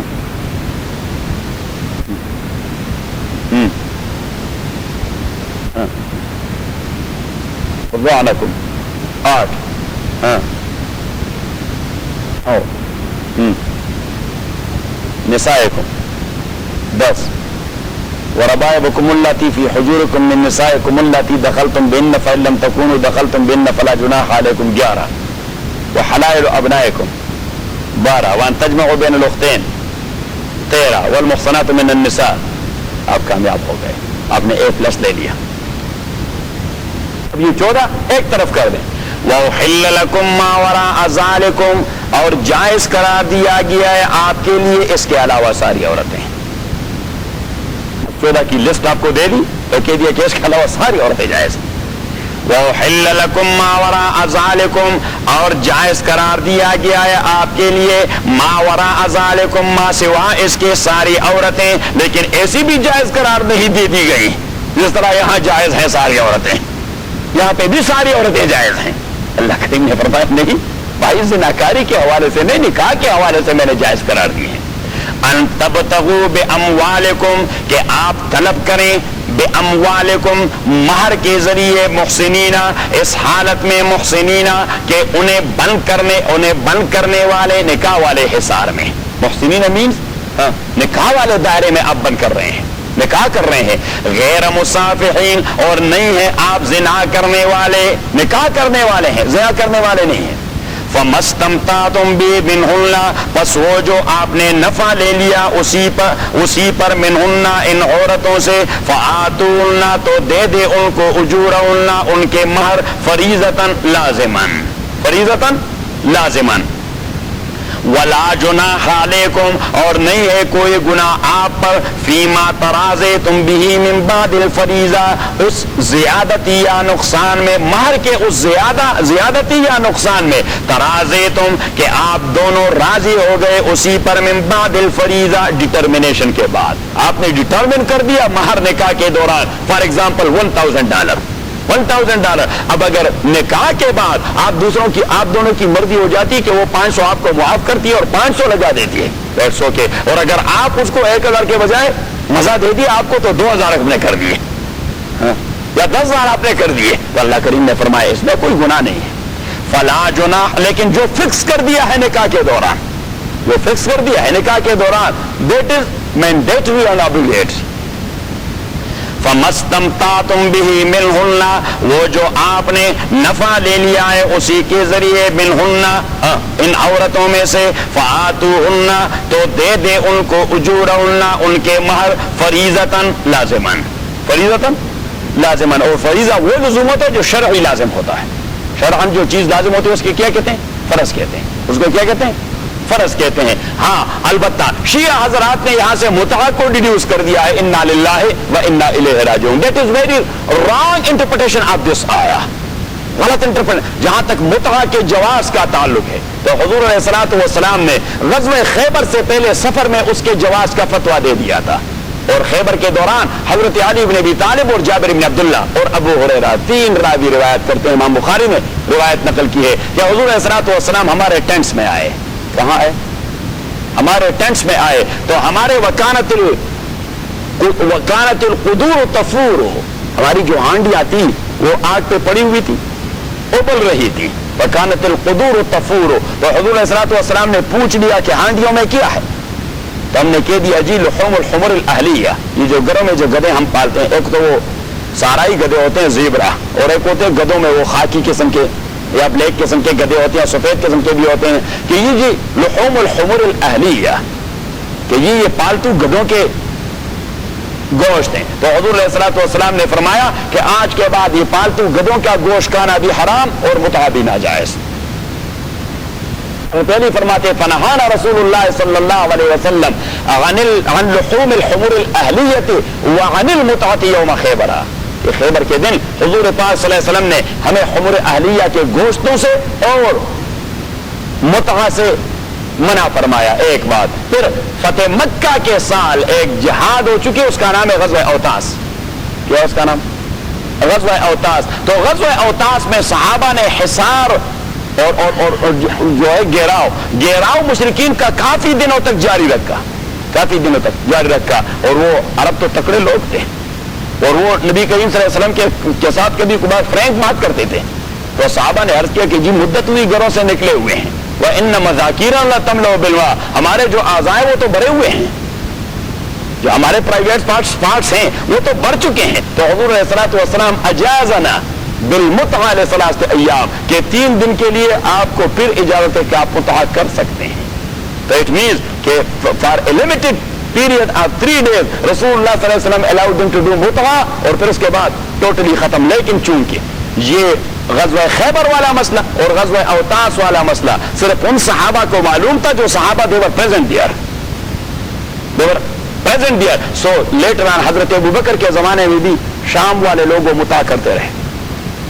जो दूर दराज के लोग बाद में इस्लाम कांकर करता रहा और फतुहात होते रहे, तो वहां पे वो मुतआ होते रहे।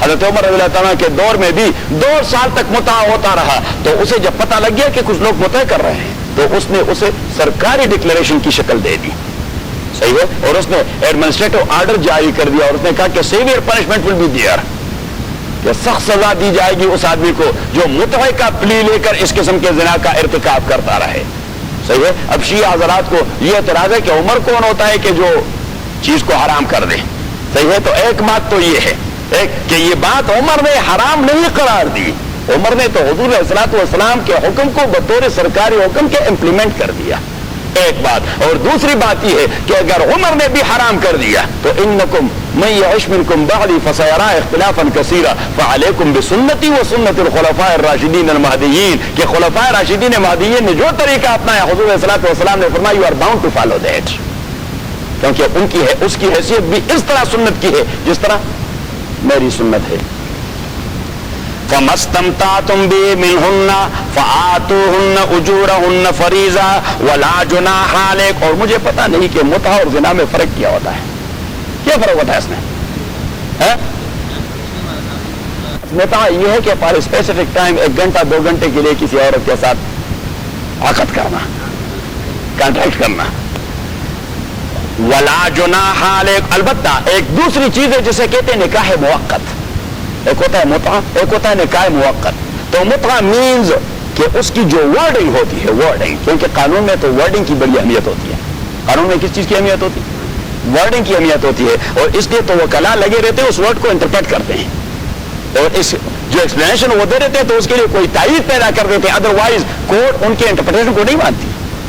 तो वो कहीं से प्रेसिडेंट निकालता है कि जी फलां कोर्ट ने इसको इस तरह इंटरप्रेट कर दिया है, कहीं से। हम पाकिस्तान में जब अदालत में होते तो हम मद्रास के अंग्रेजों के जमाने के किसी उसको निकाल देते कि मद्रास के हाई कोर्ट ने इस केस में इस टर्म की इंटरप्रिटेशन यूं कर दी है, इस टर्म की इंटरप्रिटेशन। जो मुकाबिल वकील होता वो कहीं कलकत्ता का कोई निकाल देता कि जी कलकत्ता के जज साहब ने इसकी इंटरप्रिटेशन यूं कर दी है। अब ये कन्विंस करने की बात होती कि मैं इंटरप्रिटेशन से वो जज को ज्यादा कन्विंस कर सकता है मेरा मुकाबिल वकील, अदरवाइज मैं भी कोई प्रेसिडेंस ले आता और वो भी कोई भी वकील वो प्रेसिडेंस ले आता है इंटरप्रिटेशन के लिए, अदरवाइज वो लगे तो रहते हैं एक ही आर्टिकल पे, दोनों लगे रहते हैं कंसर्न केस पे एक ही आर्टिकल पे, इंटरप्रिटेशन में इख्तिलाफ हो जाता है।